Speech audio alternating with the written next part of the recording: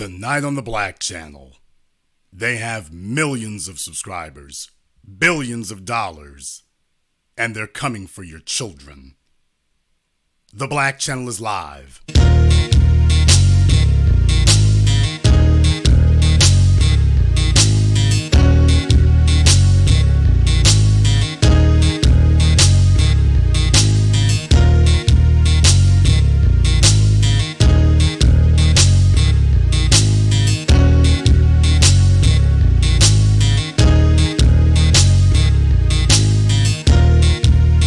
Unapologetic, unadulterated, and absolutely uncompromising. Greetings, brothers and sisters from around the world, and welcome back to the home, the haven, the stronghold, and the everlasting superfortress of intelligent black thought. We are the Black Media, and this is the Black Channel. And I am your host, your brother, your humble servant, the voice of Black America, the Black Authority, broadcasting to you live from the only historically black college university of higher education and learning in the cosmos.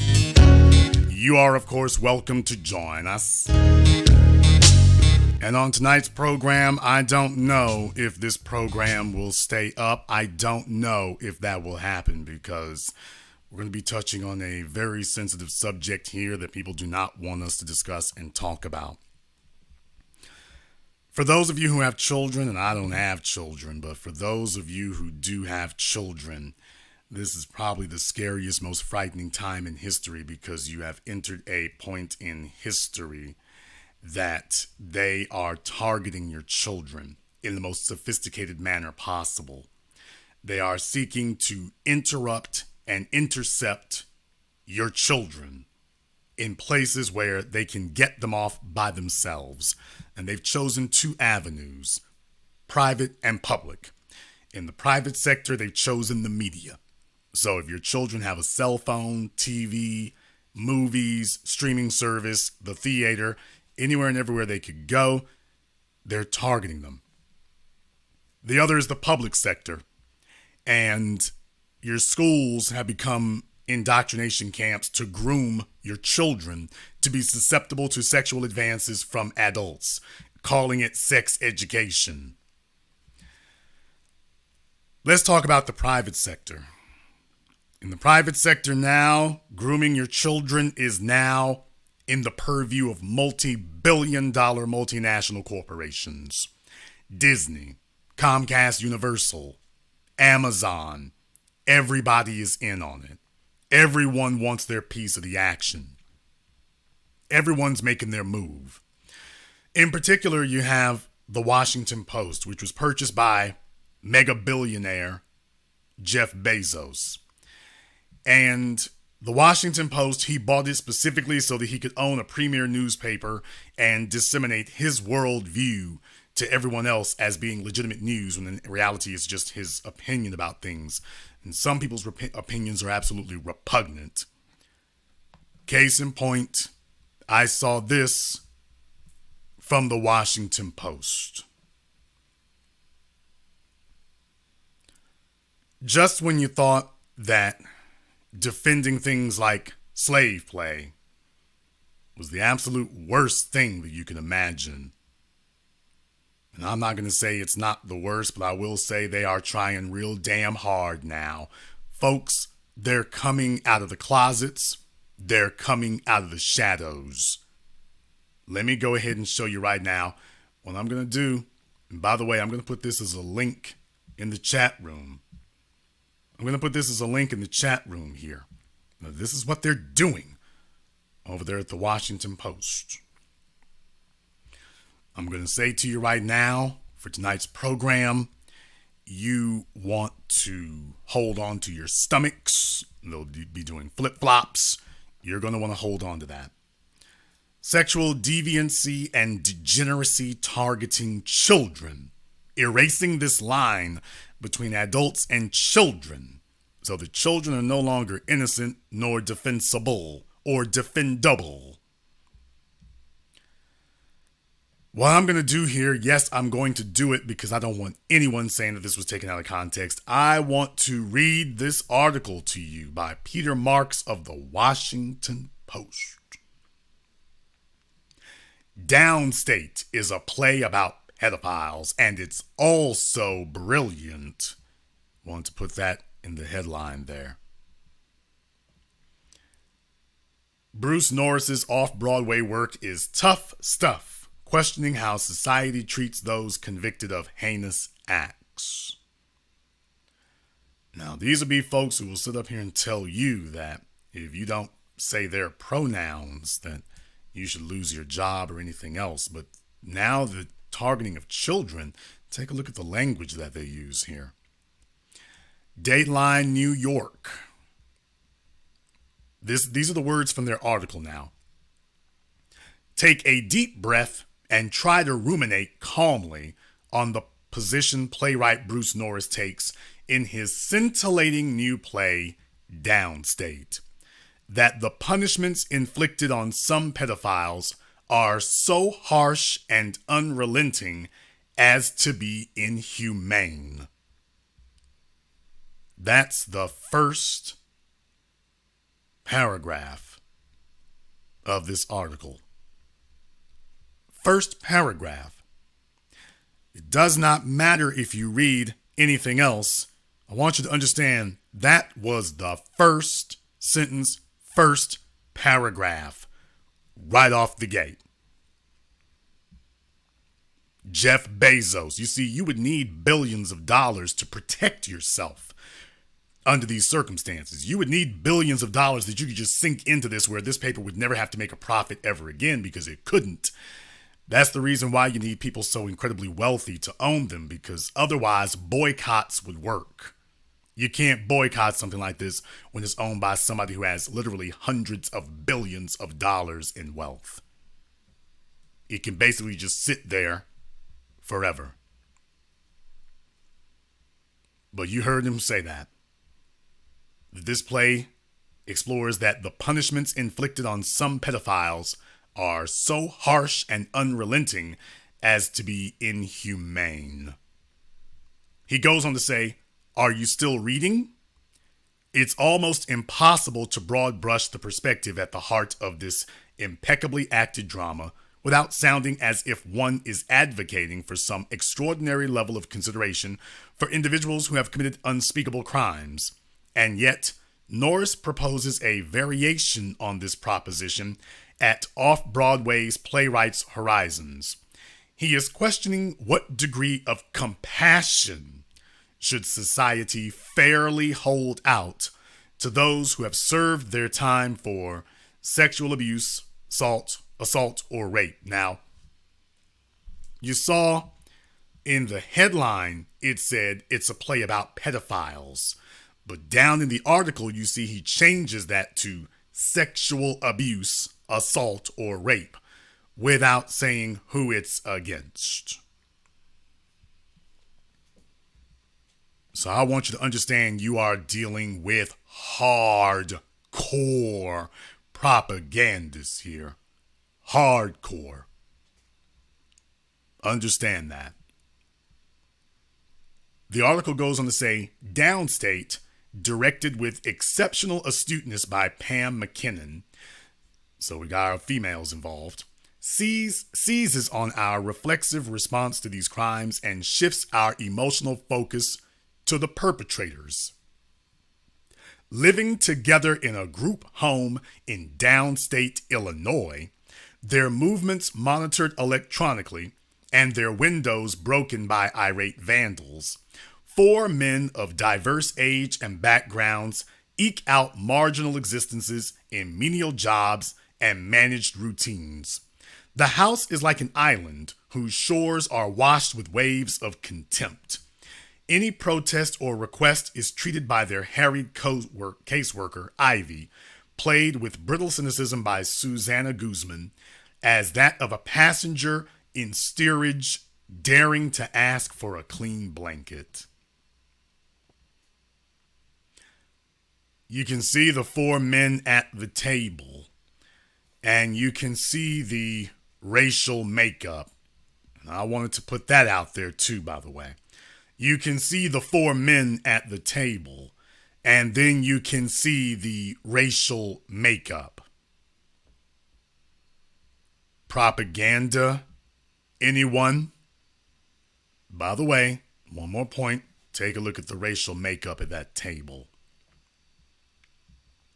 Just thought I'd throw that in there for you.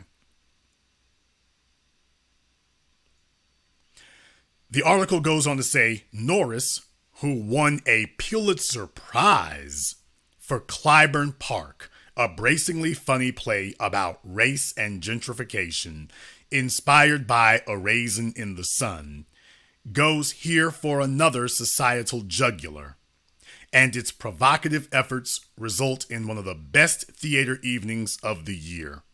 Its pre-COVID premiere occurred in 2018 at Steppenwolf Theater in Norris's hometown of Chicago. He's loaded the dice to some degree in Downstate, as the predators who've completed their prison terms are depicted not as monsters, but rather as complicated, troubled souls. Felix, played by Eddie Torres, is a taciturn loner, keeping to himself in a screened-off alcove. Gio, played by Glenn Davis, is a smarmy operator with a job at a local office supply superstore.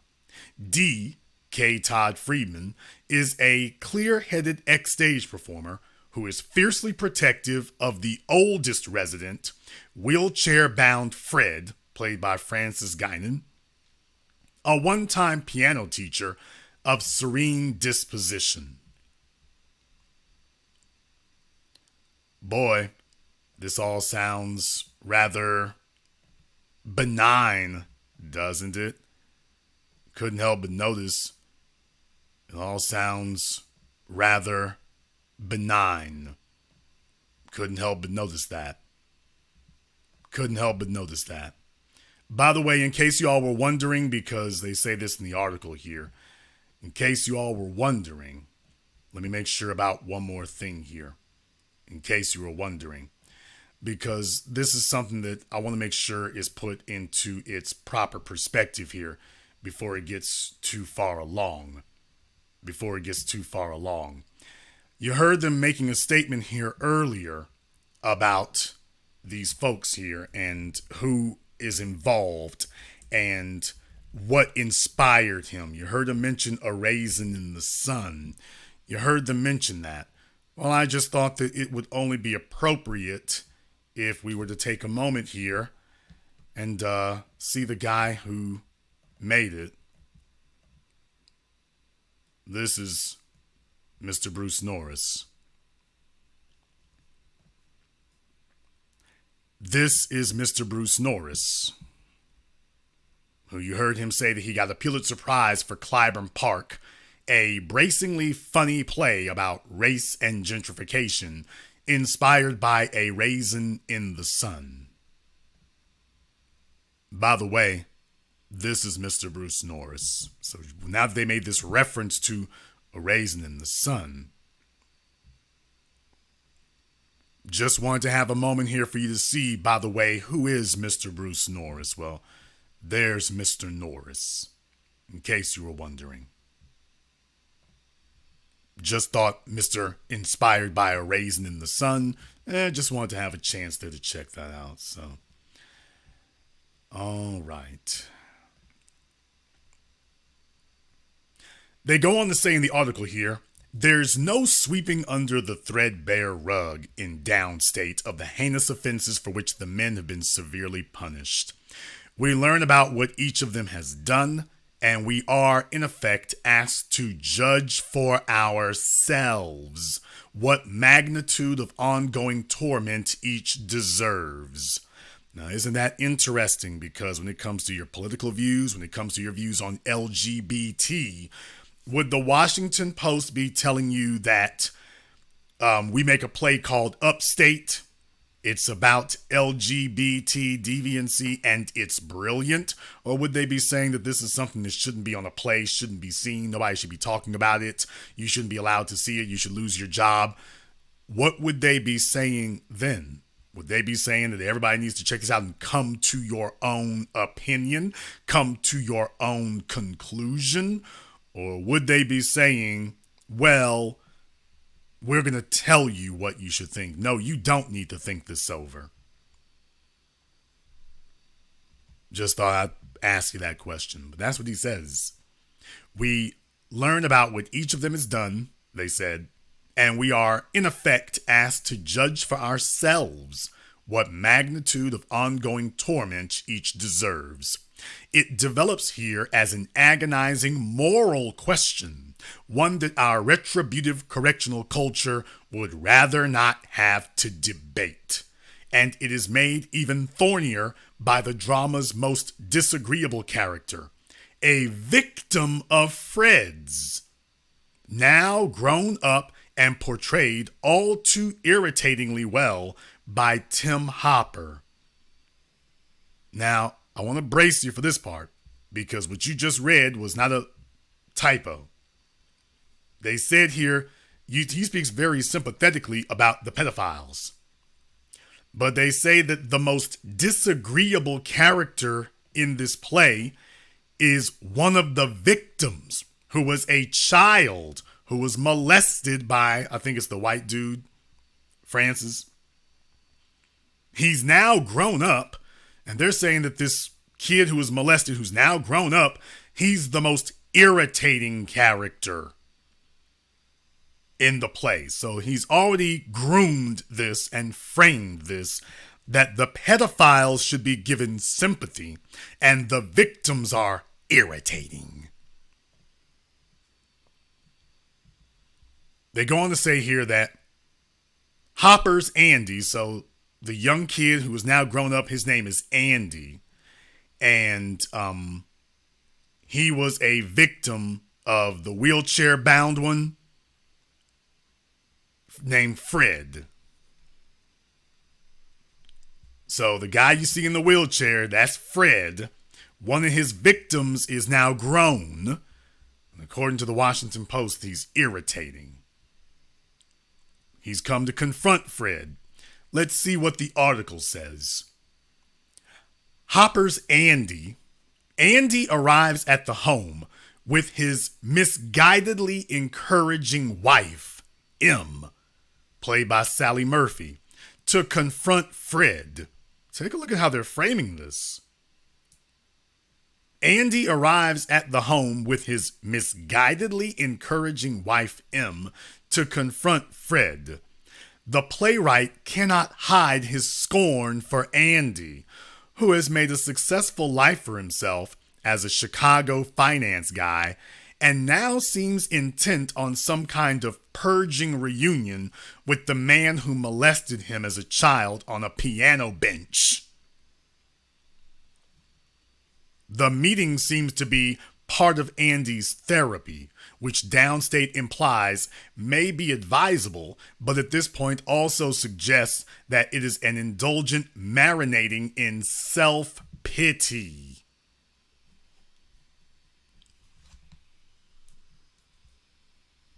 This is the Washington Post. They've essentially got unlimited funds behind them,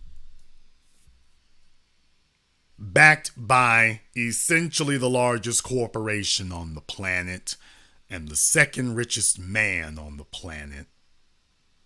If you cut off their lines of revenue tomorrow morning, they have enough money to keep pumping this out louder than anything else you could hear or see, basically for the next 1,000 years. They've already got the money in the tank. If you agree with me that this is sick behavior, hit that likes button for me. I want people to understand that you're on our side of this. I know you've been sitting and watching with churning stomachs, but I want you to join us for this.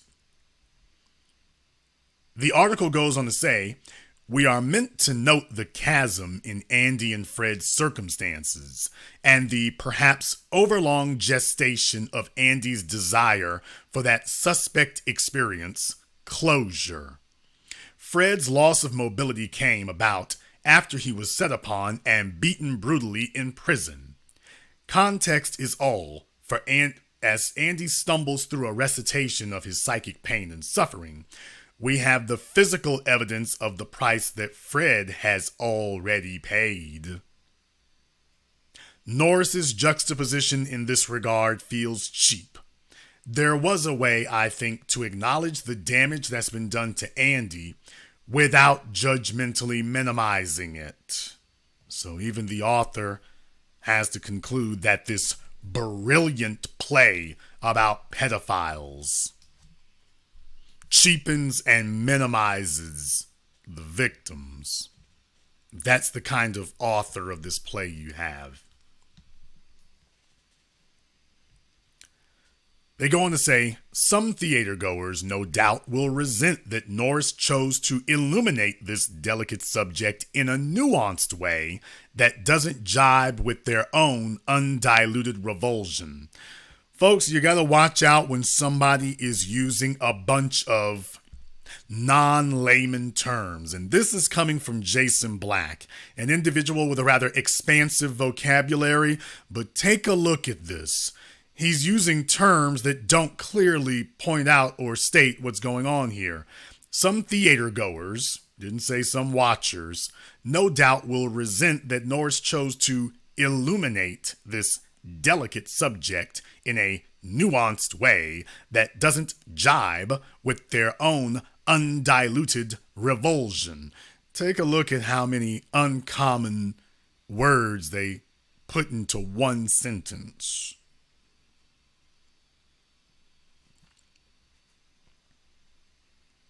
You recognize when someone is trying to talk around and dance around your objections, when they start putting in a bunch of rather descriptive flowery terms instead of simply stating the matter in plain worded. When someone goes out of their way to do that. So he's going to tell you he's addressed what you said, and in reality he hasn't. But he says you have that there will be some people who will resent that the author here, Norris, chose to speak on pedophilia in a nuanced, which means one-dimensional, or in a segment, in a certain perspective that doesn't jibe or agree with their own undiluted revulsion. In other words, your pure hatred. So he's saying that there will be people who will resent the fact that Norris didn't write this in a way that agrees with your own hatred of pedophilia. That's what he's just said. There will be those of you who won't appreciate the fact that he was taking a look at different perspectives and they may not agree with your own hatred of pedophilia. That's what he just said. For those of you who want it broken down in layman's terms, that's what he just said. He goes on to say, if you suspect you are one of these people, downstate is not for you. If you are a decent human being of any type of worth, then yeah, this is not for you. This is not for you. For anybody of any caliber or shred of decency. No, this will not be for you. He goes on to say, for many others, it will be a stunning demonstration of the power of narrative art to tackle a taboo. Now, this is where steam started blowing out of my ears and flames started coming from my nostrils.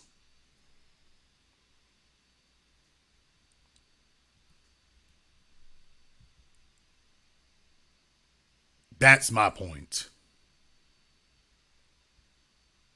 That's my point.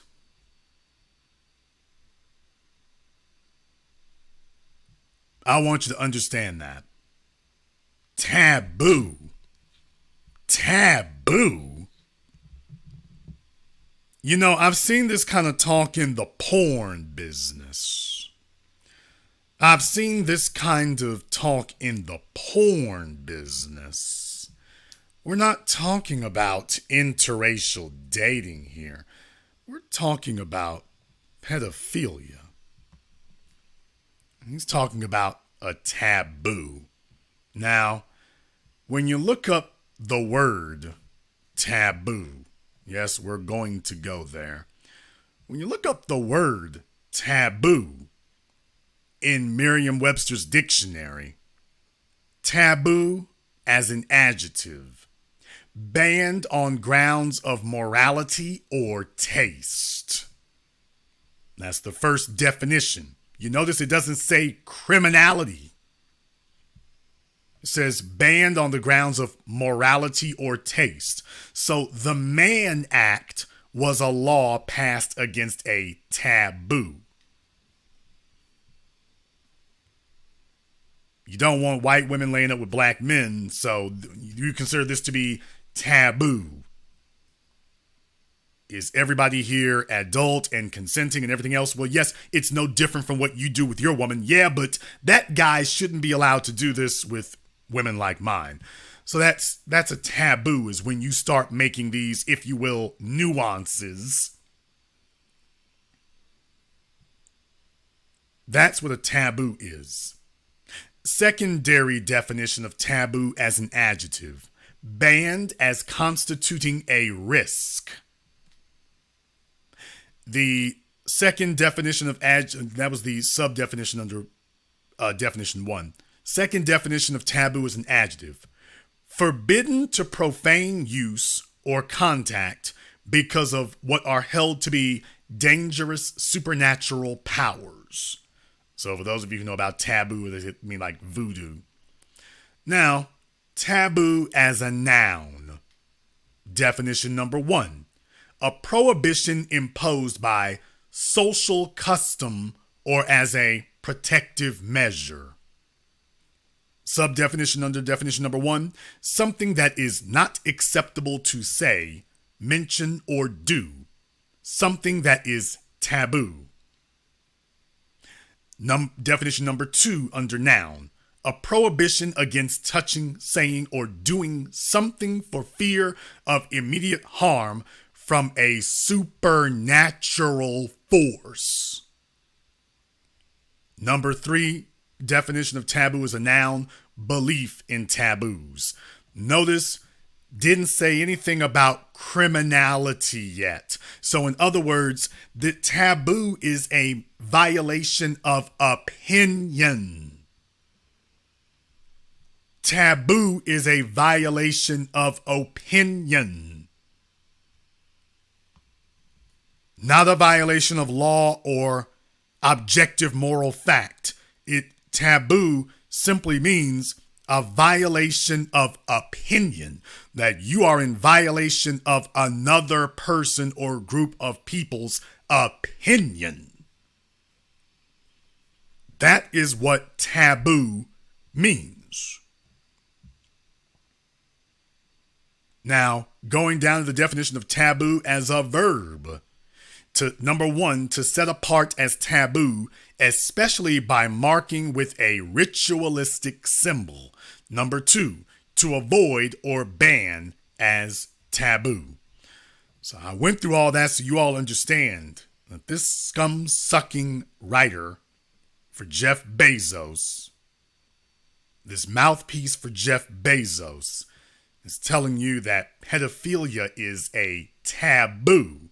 So he's comparing pedophilia to being the equivalent of interracial sex between adults, or maybe even S&M, if you're into that kind of thing, between adults, or someone engaging in witchcraft. So when you talk about that supernatural thing, someone engaging in witchcraft, for example, the church might consider what you're doing to be taboo. Yes, you're appealing to a supernatural force, but you're appealing to a forbidden supernatural force. Well, that's a matter of opinion.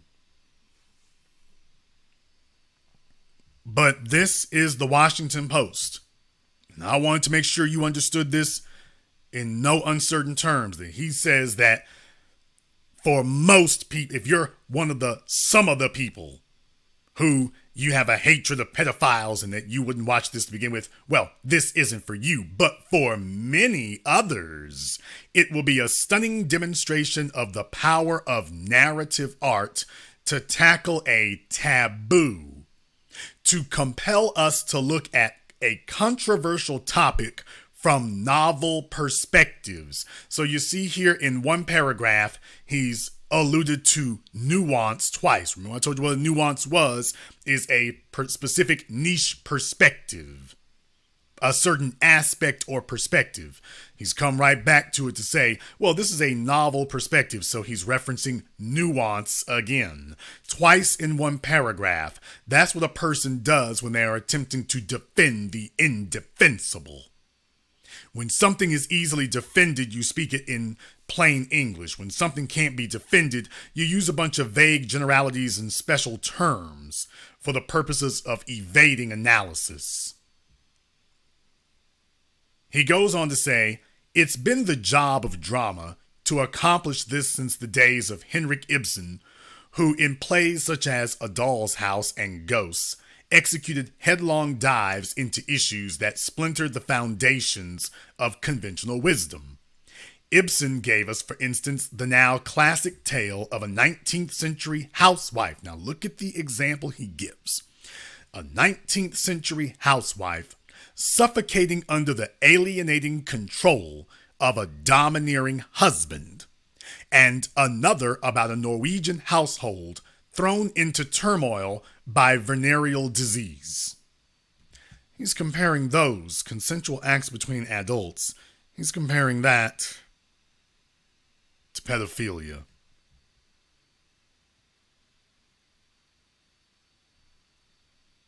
This is the Washington Post. Jeff Bezos' pet project paper. He goes on to say the topics made the playwright, he's talking about Ibsen, both an admired and notorious figure. It's harder these days to shock an audience into an exploration of an issue with the same degree of flammability, but Norris achieves it on this occasion. So you hear what they're saying is that we need to shock people. Not make great art, not make redeeming art. We're here to shock people. He goes on to say, it helps that Norris has written plum parts for a cadre of actors so sensitively directed that you might fool yourself into thinking a documentary is being recorded. Guinan and Freeman are astonishing as Fred and Dee, deeply flawed human beings who convince us that, even given our sorrow for their victims, there may be a fate for them other than unending purgatory. Guzman gives a splendid account of the impossible burden placed on a civil servant to provide some measure of humane guidance to a group of reviled pariahs. And Hopper superbly manages the assignment of a character, they're talking about Andy, the grown-up victim, who seems both entitled to sympathy and unsympathetically entitled. Downstate is proof positive that you can love a play that turns you inside out.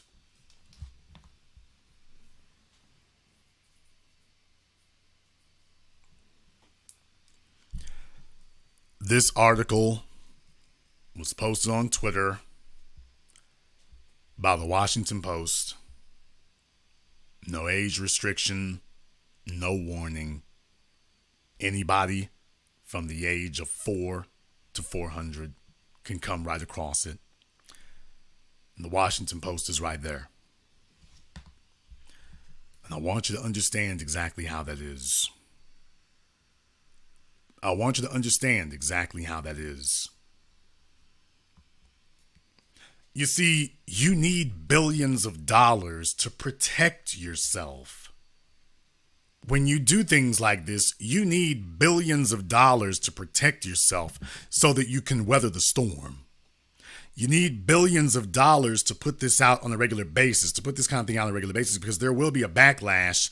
You'll need billions of dollars to be able to float yourself because you're going to need it. But you got to have that up front. So if you want to know why it is that Jeff Bezos has to finance something like this, it's because you need that. You need that to make yourself impervious to the attacks you would face. Fox News, for example. Fox News has been able to weather pretty much any storm because you're owned by a multi-billionaire, Rupert Murdoch. That's the whole point of it.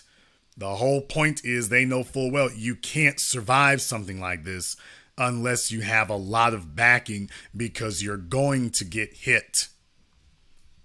So you need to have a lot of financial support so you can ride out the predictable storm that will happen as a result. This is why you have to have a company like Disney. Disney has to have billions and billions of dollars to ride out the storm and to be able to influence and alter and change and target your children.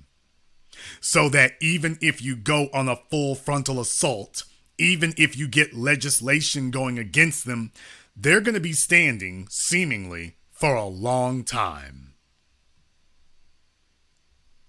So they've got lots of money in the bank. This is how seriously these people take their desire to groom and normalize the targeting of your children. This is how seriously they take it. They don't put thousands into it. They don't put millions into it. They put billions. More than the education budget of most states. They put billions of dollars into this. You know that somebody is serious as hell when they are this determined that they're willing to sink it, that they've done every other deviancy imaginable, and now the only use they can see from money is to leverage it and utilize it to target your children for their sick pleasures.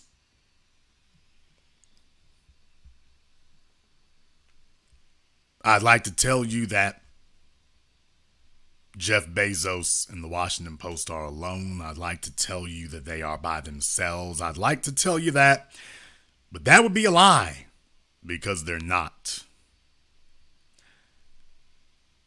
They're not by themselves.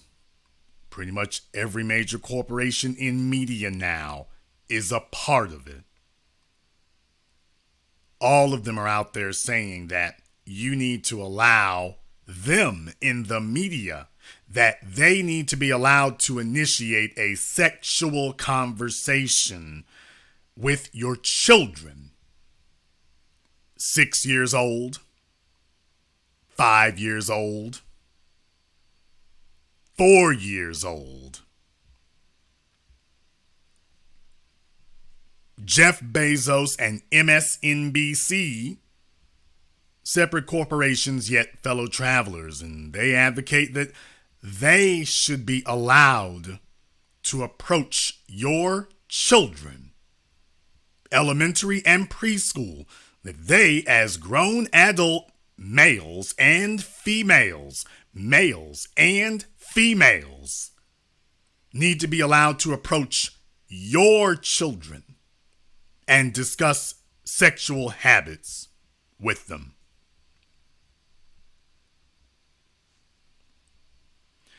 Need I remind you all, Jeffrey Epstein had a Ghislaine Maxwell.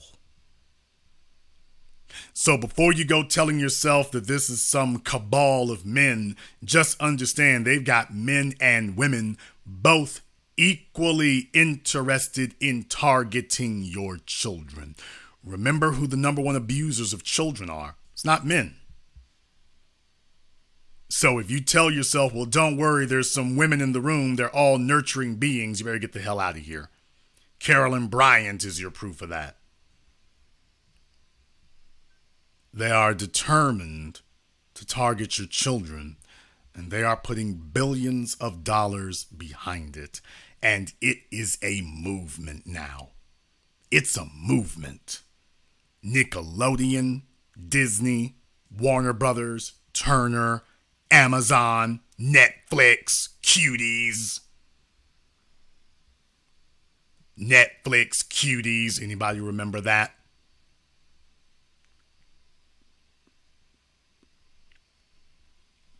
Yeah, everyone is in on it. Everybody is in on it. Everyone is taking part. Everyone is looking for their chance. Everybody's been doing that. Yes, we heard about Balenciaga. You all can go Google that sick thing if you want to, but Balenciaga, children, and bondage.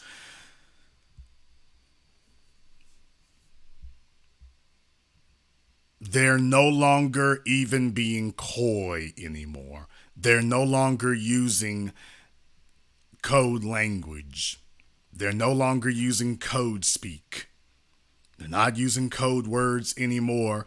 They're coming up the middle and saying, you know, we need to rethink pedophilia. We need to rethink how much of a, quote, victim your children are. We need to rethink that.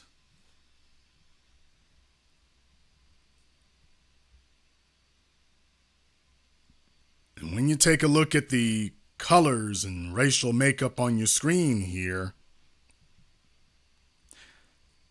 seems they're trying to use us as their usual shield to promote their sick, deviant ways. Every time somebody wants to inject some deviancy and sexual confusion, they go try to wrap themselves in black folk. They try to make black people the face of it. They try to mix black folk in on it to shield themselves.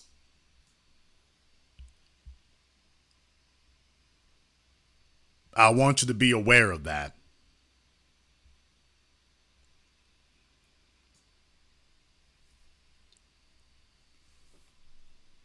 For those of you who have children, they are targeting them. And now I bring this up to you to let you know that Amazon being on this, man, you're up against super major resources. You are up against super major resources. This is not a game and this is not a joke. You are up against the biggest guns. You're up against the very biggest guns. And they don't want to wait. They want to transform the society now. They want to groom and normalize their view on your children now. You all better start becoming super vigilant because you cannot send your children anywhere unaccompanied and unsupervised. There's a bunch of parents out there, and that's who this is really intended for. This is intended to start spreading the field. You all got to understand there are a number of people they might not be pedophiles. They might not even be pedophile sympathetic. They don't have to be. As long as they are not willing to stand up to this, long as they're willing to tolerate it. You can be tolerant, can't you? As long as they're willing to tolerate this, that's enough. That's enough to give these folks breathing room. Long as they're willing to tolerate it, as long as a certain number of people are willing to sit next to this filth and have these ideas expressed. You have school boards putting in children's books, teaching them how to have various sex acts. That's not accidental. That in the schools can't teach about economics and black empowerment, but they will give your little children books teaching them to have every type of sexual deviancy that you can imagine.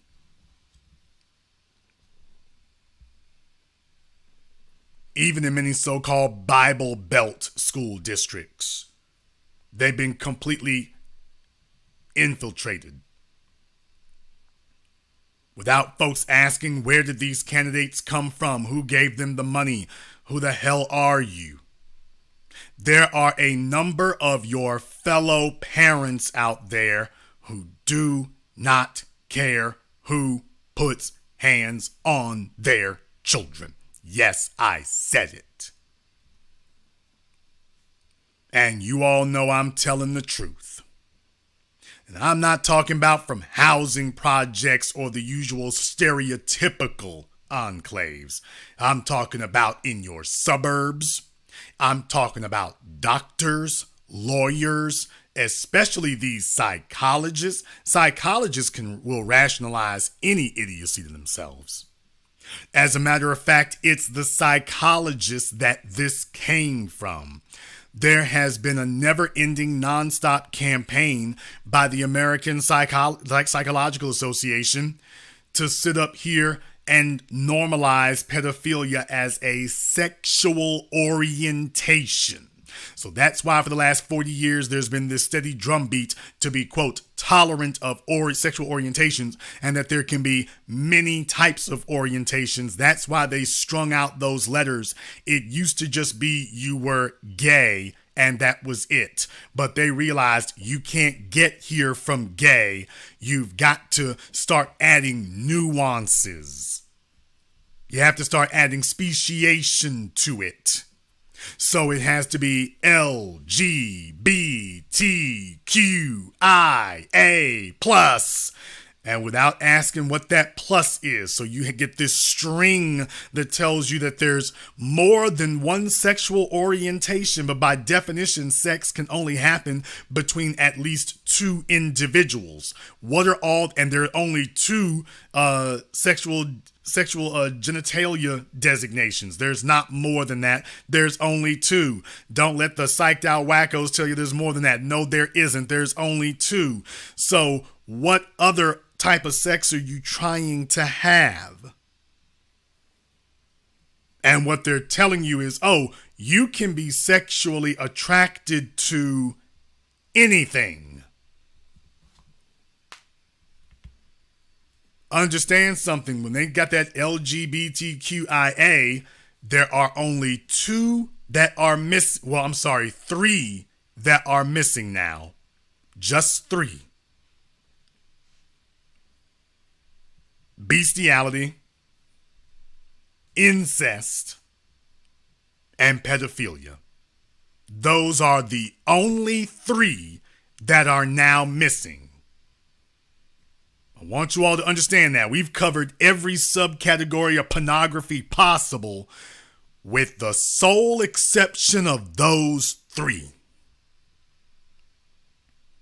Having sex with animals, having sex with your family members, and having sex with children. Those are the only three that aren't on the LGBTQIA list of orientations. You've covered everything else.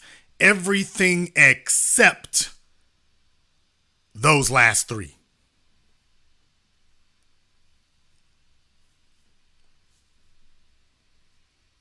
I want y'all to be very clear about how far that goes. Now, I'm about to go into some territory that will turn stomachs. Just going to warn you right now that I'm about to go into some territory that will turn stomachs.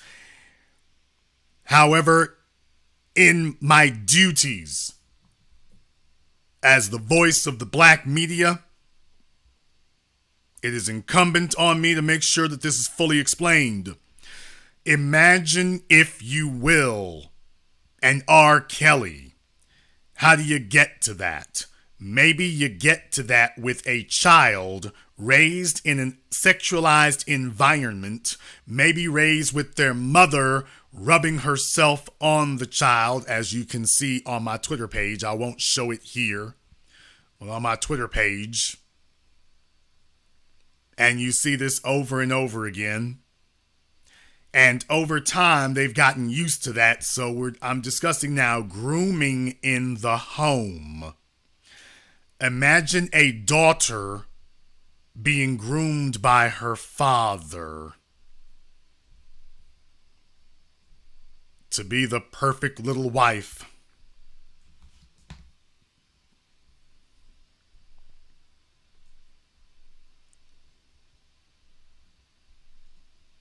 And Jeff Bezos and Amazon are paving the way.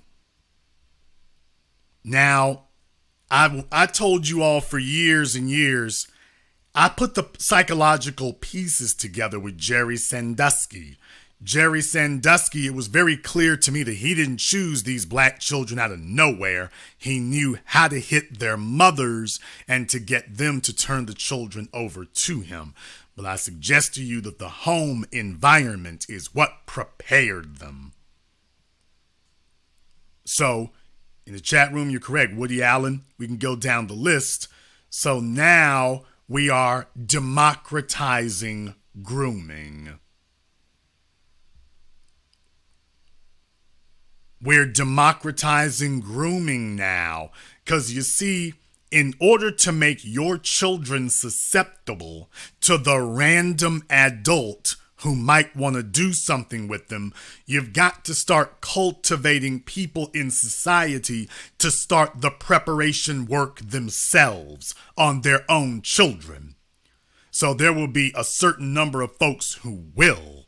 And for those who don't, well, don't worry, your children will stumble across some programming on Disney Plus or Nickelodeon or Lifetime or somewhere else. So even if you aren't into that kind of thing, they have now absolutely flooded the zone with anything and everything simply for the purposes of achieving the first objective of sales, interjecting doubt.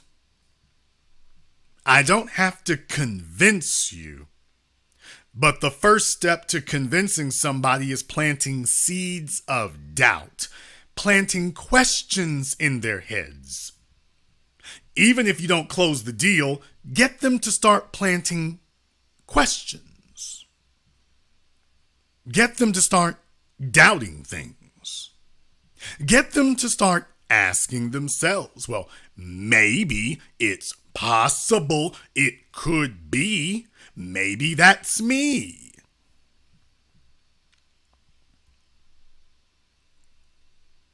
That's the entire point behind it.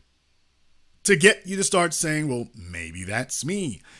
To get your children to start saying, hey, these adults, I was taught to trust the adults. The school brought the adults here, so I can trust them, can't I?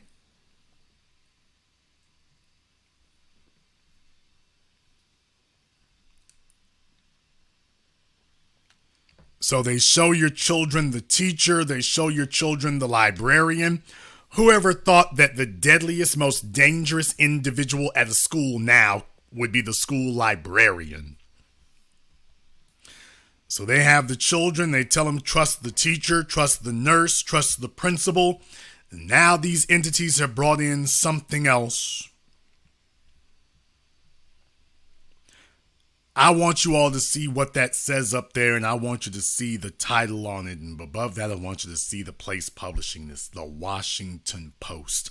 The Washington Post, now through its owner, Jeff Bezos, has unlimited resources. So we can be as mad or angry about this as we want to. We literally couldn't do anything to stop it because they've got unlimited resources. They've learned from the Fox News playbook very well that if you have enough money, it is impossible for people to punish you. I say this again. The lesson that they have taken away from this is that if you have enough money, enough resources, you can give yourself enough time that you can prevent yourself from being able to be punished by people.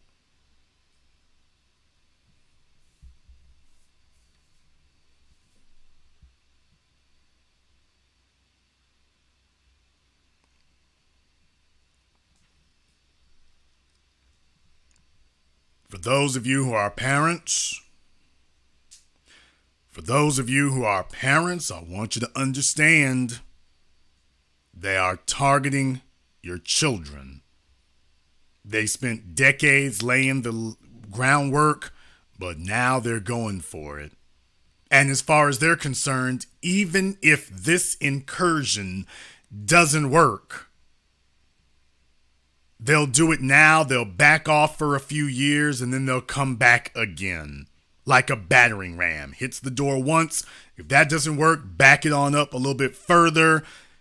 Hit the door again. If that doesn't knock the door down, back it up again. This time, back it up a little bit further. Ram that door again. And that is the methodology at work now. That's what they're doing now.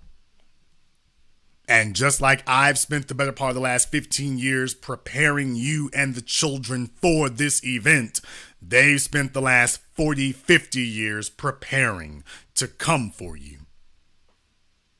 You are not up against a couple of wayward librarians in Topeka. You are up against the largest, most well-heeled, well-financed, well-resourced corporations and wealthy people on the planet. In the history of man, that's what you're up against. That's what they're doing now. And they're being shameless about it at this point. They're being shameless because they're used to a public that doesn't really organize very well. This is the reason why they want you to be distracted by so many other things, because they know that people looking in one direction are going to see things one way. Putting a light on these things is the deadliest thing that they could imagine happening. Putting a light on it is the deadliest thing. That's why everything is focused on making sure we're talking about something else. And let me be clear about this. There is absolutely a racial component to this. This is worthless without buck breaking. This is absolutely worthless without buck breaking.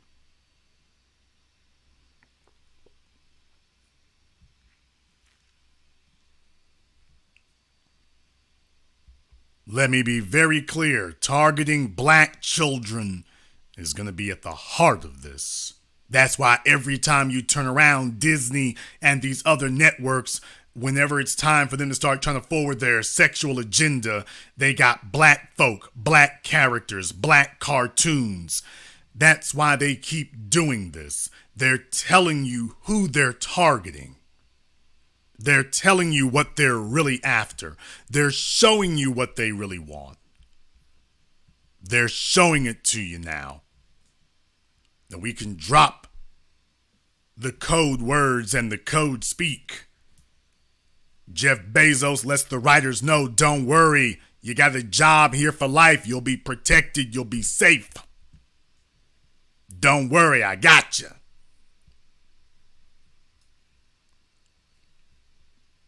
That's how these individuals, if you want to know how it is, they keep ending up with lifetime employment. Like, how in the hell do they keep their job after that? Because this is the reason the corporation exists. This is the reason that it exists. It exists for that purpose.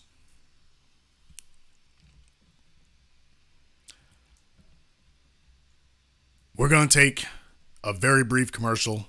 non-commercial break. When we come back, we're going to take your phone calls. We're going to take your phone calls about this. And I know this has been kind of dour here, but I saw this and the first thing that came to my mind was the parents and the children, the parents and the children, the parents and the children. People with children, they're trying to isolate your children everywhere. And believe me, he called this play downstate, so you don't really know what you're going to go look at. Somebody is going to be trying to take your 10-year-olds to go see this play at some point. Somebody's going to be trying to do that. Remember when we were sitting up here saying, well, who in the hell would think that something like Slave Play was funny? And then they showed you that too. Every time they go for these kind of things, they try to drag black folk into it. Do not fool yourself into believing that you are not still on the radar.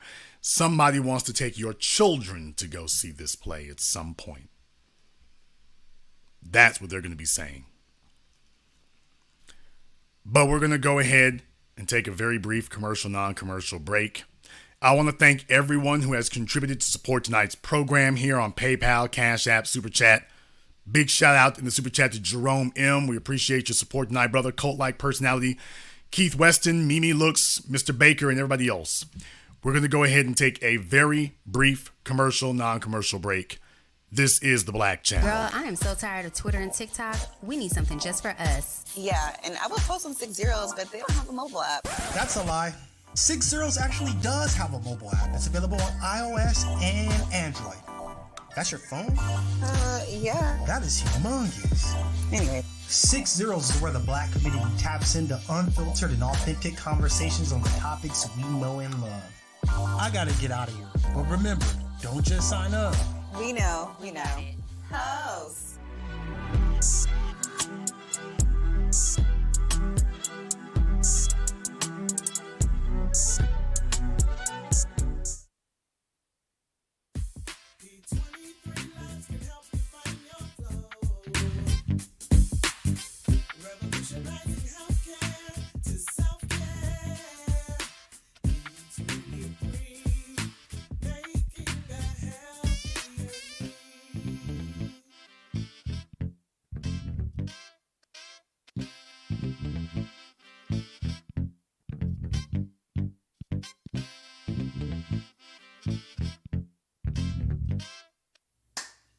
Hi, this is Brenda Starr, creator of Poetry with a Purpose and author of the book Pressed But Not Crushed. Pressed But Not Crushed is an anthology of political poems that address current and historical issues in American descendants of slave population and African American population. The book describes slaveries and its residuals, Jim Crow segregation, social depredation, and other relevant issues to American descendants of slaves and African Americans, including the current political climate that does not address our issues.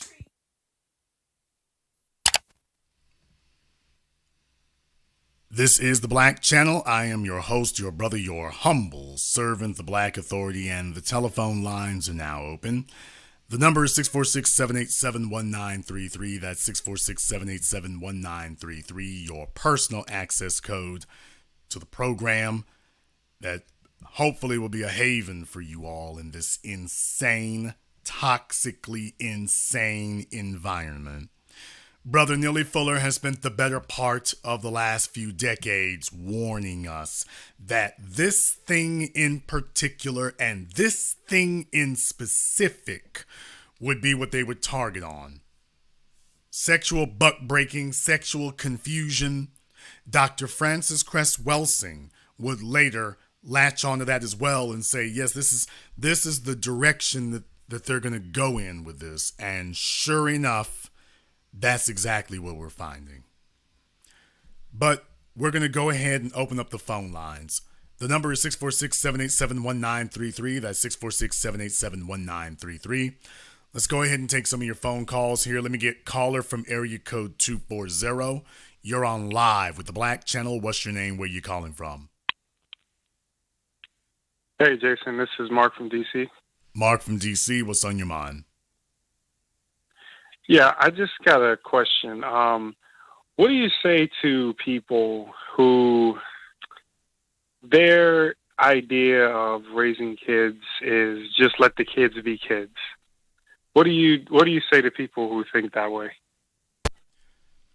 That phrase used to be innocuous, but now that phrase is used by individuals who are adults who are more concerned about their adult lives than the most sacred priority of a parent. The most sacred priority of a parent is turning children, helpless children, into viable adults. And you don't get there by saying your children should decide what direction they go in. You don't raise viable men. The most inviable men you ever met were the ones who were allowed to do what they wanted to do. So structure is key. And when you have encountered or met an adult who doesn't prioritize structure for their children, then the children grow up unstructured. So just understand you're listening to dangerous talk. You're listening to negligent talk. You're listening to individuals who, when things blow up in their faces, and invariably will, they will then take no responsibility for it. They'll take none for the damage that they've caused. Your children should be observant. Observant children become observant adults. Wandering children who cannot focus do not become observant, focused adults. Undisciplined children become undisciplined adults. You don't have undisciplined children who become perfectly disciplined adults. By the time a child is 7 or 8 years old, I can tell you exactly what they'll be doing by the time they're 20. You see, that's what the let kids be kids parents don't want to have to admit. I can tell you exactly the kind of incompetent adult that your child will be. By the time they're 9 or 10 years old, I can tell you all the parts that they will be missing. And this isn't some kind of psychic treatment here. Any psychologist can do the exact same thing. Any psychologist, you can see the core principles, the core disciplines, the core competencies that a adult is going to have. You can see those by the time they're 10. You can see the core forming. So anyone who tells you otherwise, we're not going to play about this, they're just looking to shirk their parental responsibilities. Because the truth of the matter is, they don't want to be bothered with being their child's chief teacher. You see, when you are really concerned about your children, you spend a proportionate amount of time with them. You don't sit here and just let them run around. When they go playing at the park, you stand and you watch. So you can see what kind of son you raised. How does he interact with other people? When they go to school, you spend a proportionate amount of time with them. I didn't say disproportionate, but proportionate. See whether or not your son is becoming a leader or whether he's becoming a follower. Does he stand out with distinction or does he follow behind other people?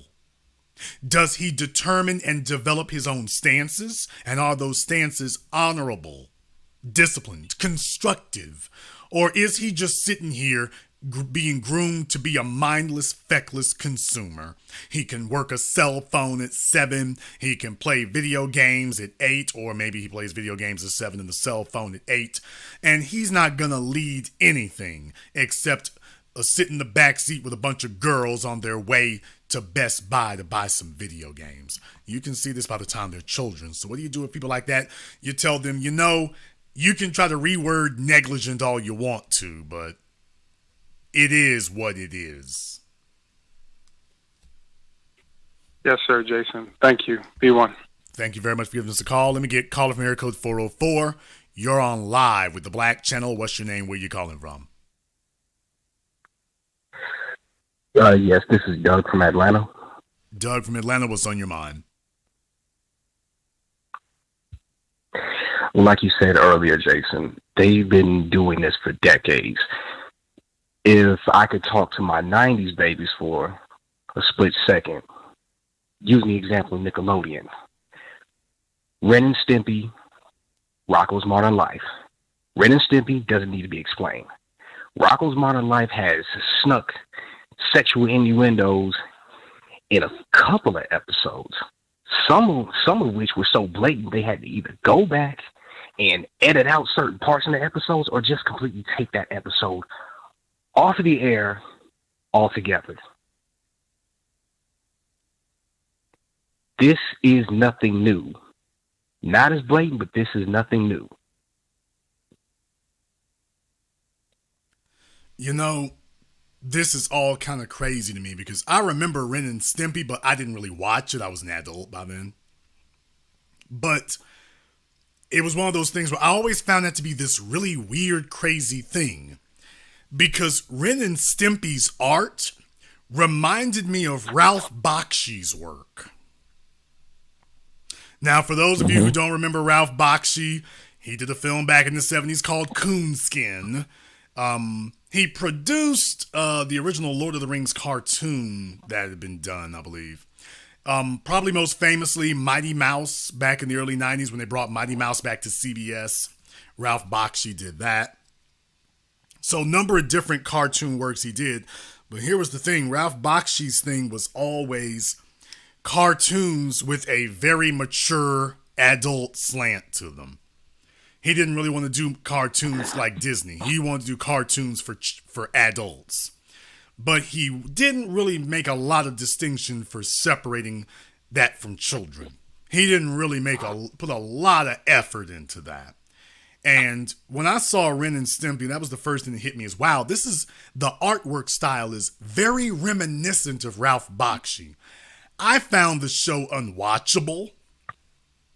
Then again, I was an adult. But I found Ren and Stimpy to be unwatchable. And I'm a kid who grew up on Bugs Bunny and things like that. And so a lot of that was risque. And Tom and Jerry, in retrospect, a lot of that was risque. And then you turn on Ren and Stimpy and this little creature is squealing at you with these bug eyes like a crackhead. He doesn't even look sane.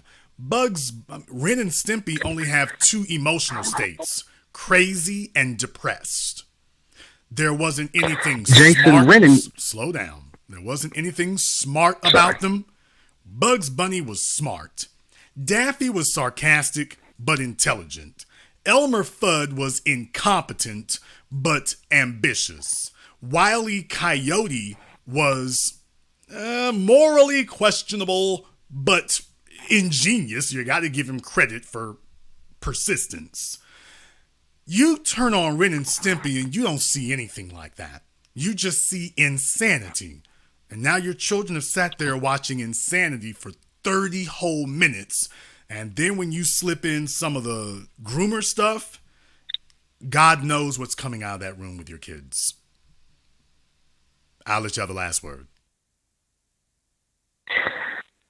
Well, what I wanted to say about Ren and Stimpy is, looking back on it now as an adult, Ren and Stimpy was basically an abusive gay couple on meth. You were sitting up here making domestic violence and obvious results of drug withdrawals as a kid's cartoon. You know, that's a rather interesting way of looking at that. I say the word interesting to keep from saying that sounds dead on the money about that. Now that you think about it, that really, I mean, it sounds crazy at first when he says it like that, but if you take a look at the basic elements of it, is it not?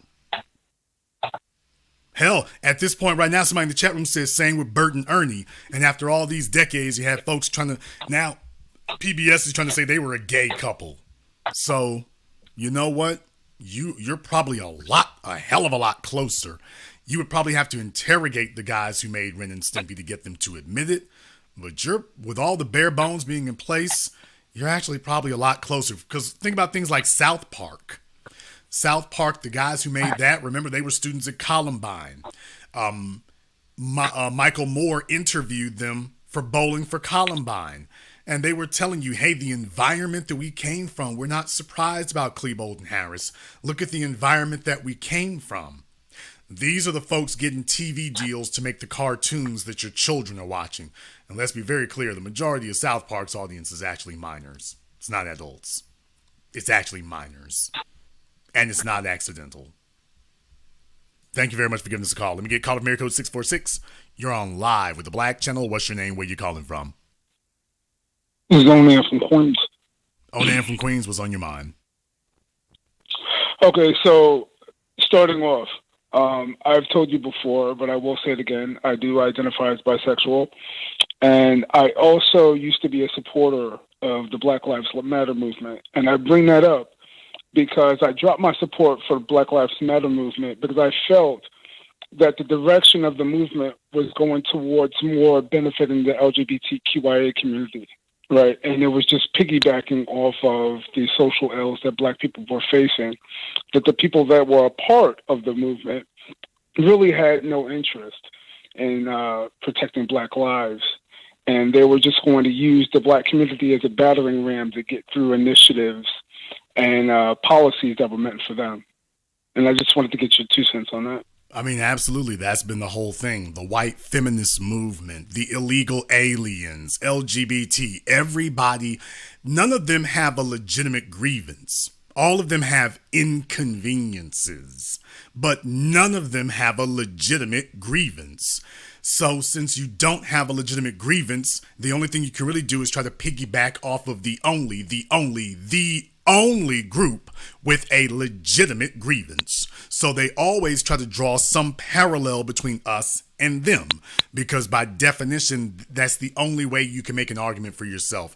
Hopefully graft yourself on the Black folk and then attempt to say, hey, our struggle is just like theirs. No, we are struggling for empowerment and freedom. You're struggling for grooming.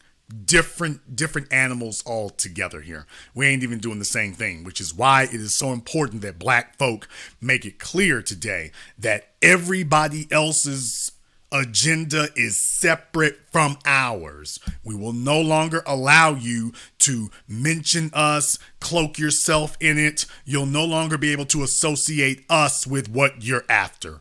We are a separate agenda all by ourselves. Do not attempt to associate ourselves with you. Thank you very much for giving us a call. Let me get call of Mary Code 469. You're on live with the Black Channel. What's your name? Where you calling from? Yeah, Jason, this is Thomas calling from Dallas, Texas. Thomas from Dallas, what's on your mind? Man, Jason, I just want to say this, that there is nothing, I mean, absolutely nothing brilliant about being a pedophile. I mean, that statement just made my stomach turn. And on top of that, what people don't realize, a pedophile is actually a rapist. They rape their victims, and they also kill their victims sometimes. And so that, I mean, that's the worst monster that you can come across as a pedophile, because they go after children. They can't protect themselves. So how in the hell are they going to say this is brilliant? It makes your stomach turn when you hear it. It pisses me off. I'm like you, the smoke was coming out of my ears and the flames out of my mouth. The data, I don't have no respect for it. The data is clear at this point. The data is clear, unmistakable, and undeniable. When you start molesting children, you alter them for the rest of their lives. Tyler Perry, R. Kelly, Usher, we can go down the list. If you want to have a cataclysmic, disastrous effect on an adult, start sexually molesting them when they're children. And that is gonna ruin them and rock them for the rest of their days. That's gonna cause tremendous amounts of harm for the rest of their days. That's going to change the way they look at the world and deal with the world for the rest of their days. Oprah Winfrey, Maya Angelou, I can go down the list. You do this to children and you have forever altered them. And that is the point. The point is to get a hold of your children, do something to them so drastic and dastardly that it separates them from you for the rest of their days. Now they can go off and get into drugs, S&M clubs, any damn thing else they want to. And essentially what it does is create a schism between your child and your parenting. And like most parents, when your children start doing that kind of stuff, they're acting out and stuff and you can't figure out why. And they're doing it at a young age. So you're like, okay, did the damn terrible twos extend? This is just adolescence. I don't know what's going on. And if you're not watchful or don't have the right help for it, you might not be able to recognize, hey, these are telltale signs that somebody has done something to your child. And that presence is still there. And the child isn't able to articulate. You got to be careful with your kids to make sure that they can articulate these things to you, that they're comfortable telling you these things. Because if somebody is messing with your child and the child doesn't feel like they can tell you, or they're scared to tell you for whatever reason, they've been threatened or whatever, they will remain in that environment being tampered with the entire time until finally they're just destroyed. And that's the point. In a system of white supremacy, you want destroyed people. You want black people who are destroyed. They're walking the streets, but whether it's drugs, whether it's crime, whether it's abortion, the priority is making sure you are useless. You're an adult, but you're otherwise useless. Because you're dealing with so many damn screwed off problems, you basically need to shrink for the rest of your days. Yeah, they want to start that early. It's a strategy of all strategies. Folks, do you all realize the things that would protect your children, they're legalizing them one by one? You can give AIDS to anybody now. They're legalizing drugs. Now we're heading on to legalizing pedophilia. What kind of adults do you think you're going to have when they've had free access to getting touched on and drugs since they were 5 or 6 years old? What kind of adult do you think you're going to have? Oh yeah, that's one more thing.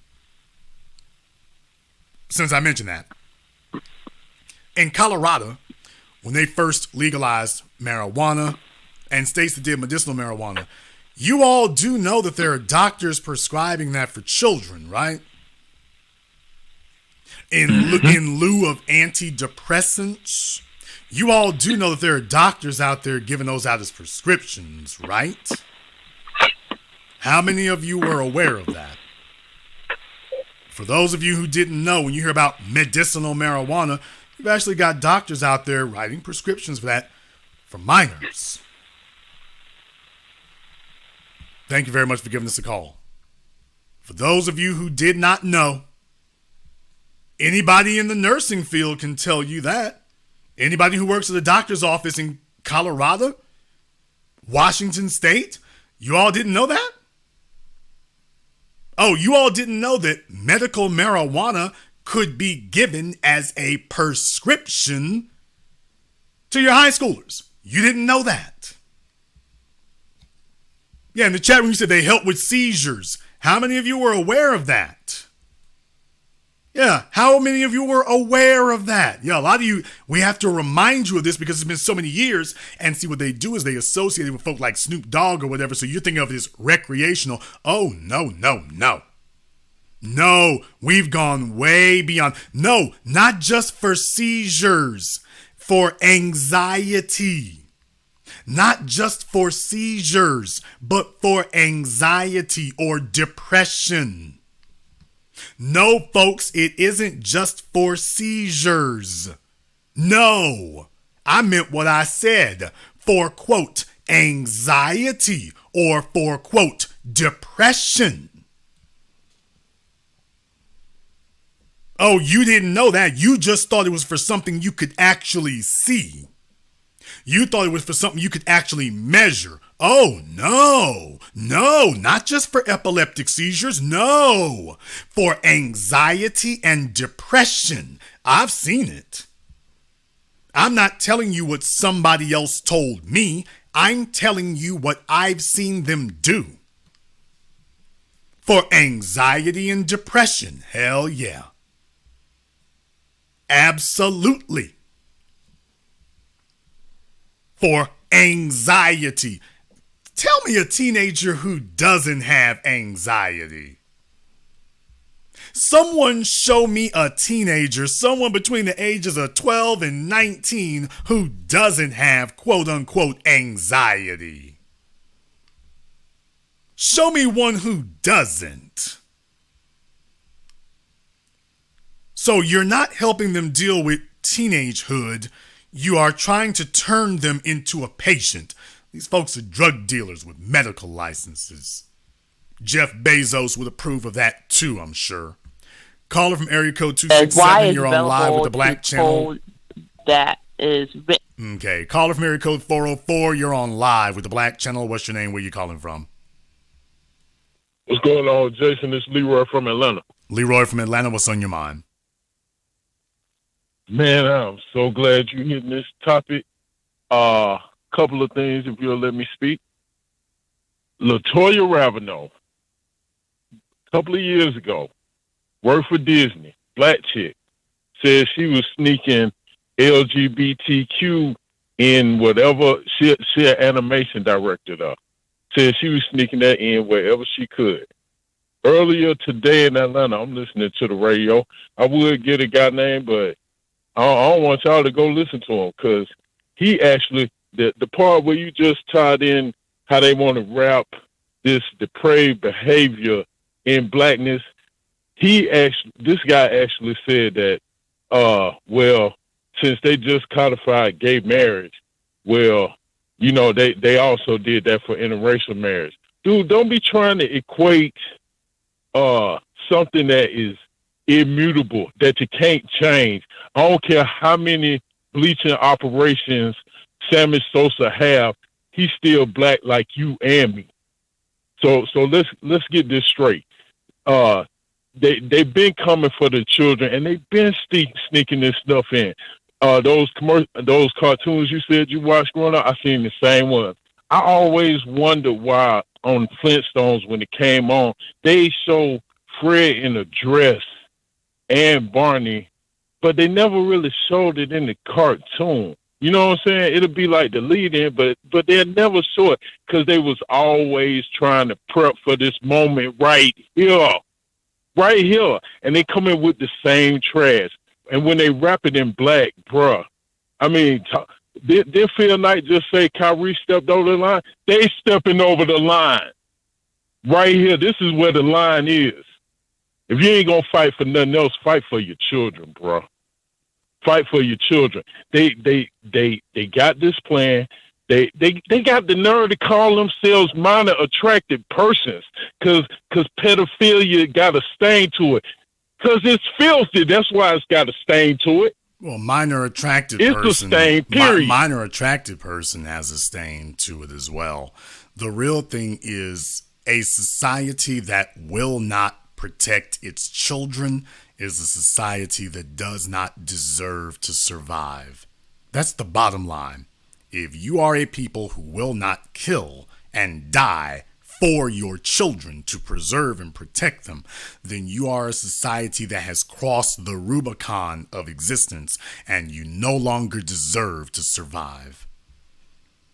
And you will be swallowed up by the cultures that still protect their children. Which is one of the reasons why you are seeing such an influx of Muslims. Muslims are one of the only people left who have an unapologetic defense of their children to the point of death. And mark my words, you will find yourself being swallowed by groups like that who will still fight and kill and die to protect their children.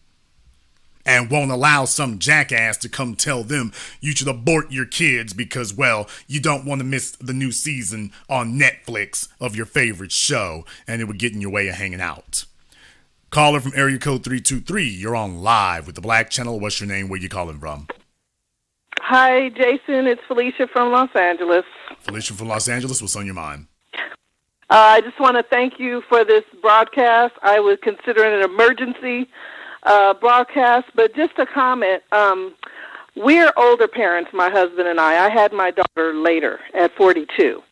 And so I noticed that my grandmother, bless her heart, she told me one day, she looked in my eyes when she was holding our baby, and she said, "You watch her and you keep her close." And I said, "Okay, Grandmommy."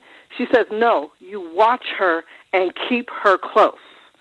And so that's what we've always done. Unfortunately, my mother-in-law and older grandparents have passed away, so my husband and I didn't have anyone. So she was always with us. even when she went to preschool, we always were, alert and involved and seeing what was going on. But I think the sad thing is that so many of the younger parents that I see, they have a totally different, more of, I guess, a free spirit. I don't want to judge, but they just leave their children. No. Okay, y'all. She did okay right until she got there. Let me ask you a question here. How old are you now? I'm 53. 53 years old. And I'm going to say this in no uncertain terms. The messed up situation that we have right now is directly attributable to individuals like yourself using phrases like you just used. I don't want to judge. What the hell is the benefit of you living 5 decades, having the experiences you've had, if you haven't gained the ability to make judgments? What the hell good have you been? What was your life for? You're absolutely right. I have tried to speak. I guess I've shut down. I've tried to, like when we've gone to parks and things, I've almost watched all the kids because, parents weren't watching their kids. They were just letting them, run around. And so it's, I guess my age, it's so different from me when we come in contact with other parents who are much younger than us. And so, I guess my perspective is just kind of like, oh gosh, you need to watch your children. You've got to watch them and protect them because it's so dangerous out here. Okay, but more than that, ma'am. See, here's where you all have created your sisterhood of deviancy. I'm calling it what it is. You all have created a sisterhood of deviancy by first instituting a sisterhood of silence. What females used to do is they used to call each other out on their crap. Let's be very, very clear. Prohibition in America was spearheaded by women, particularly spearheaded by wives. That was who created prohibition in America. That was back when you had women who policed other women, women who saw the sanctity of the home as the foremost responsibility, and they had so much power. This was before the sexual revolution. They didn't have to burn one bra, didn't have to throw one nipple into the air, didn't have to smoke weed, didn't have to have an orgy, didn't have to sit up here and enter the workforce. This was before World War II. And the women were such an incredibly strong force that they got a constitutional amendment passed as the stay-at-home wives and mothers of America. And that's what happened. Now you take a look at what we have today. You have a bunch of females upholding each other's deviancy and saying, well, we have power to be in charge of the cesspool. As opposed to saying it is our responsibility to eliminate cesspools. What good are you as a woman and as a mother? As a woman, you are supposed to be the chief guardian of a society's virtues. As a woman, you are supposed to be the chief guardian of our virtues. You see, as men, we sharpen our swords and we sharpen our spears and we beat our shields and we go to war. That is how we guard the society. You're supposed to be guarding the warriors, guarding the society's virtues, something that neither spear nor sword nor shield can impact nor protect. It will require something else. And the women have decided, well, if we descend into Gomorrah, as long as we lock arms together, we're cool. And there's the problem. Women will not be able to survive as a group until they regain their place of policing each other. As men work with other men to refine each other, women are supposed to be doing that with each other. Hell, you all don't even give each other grooming tips anymore. You have a generation of females who don't know how to wash their own hair. We're back in Madam C.J. Walker territory. This is how bad it's degenerated. And you know how you got there? For the last 20 years of females saying, well, it doesn't matter how many bastard kids she has. It doesn't matter the quality of no good louse she lays up with. It doesn't matter if she's beating the kids. It doesn't matter if she doesn't know how to wash her funky ass. who am I to judge? And now you, I understand and now what you're you saying. all look the same. Because I have tried to speak up as a mother and as a person to many mothers, other mothers, and unfortunately I have been cursed out. I've been, ridiculed, cursed out, who are you? And so that's why it's been just very difficult journey here, because I love all these kids and I just want to protect all of them. And so as I try to implement my opinions and look, let's try this, do this, even solutions. Okay. You know many what? of the mothers have told me to go to hell. And here's my response to that, ma'am. I've been doing this behind this microphone and doing this in person on the streets now for over 2 decades. Yes. I never allow that to be an excuse.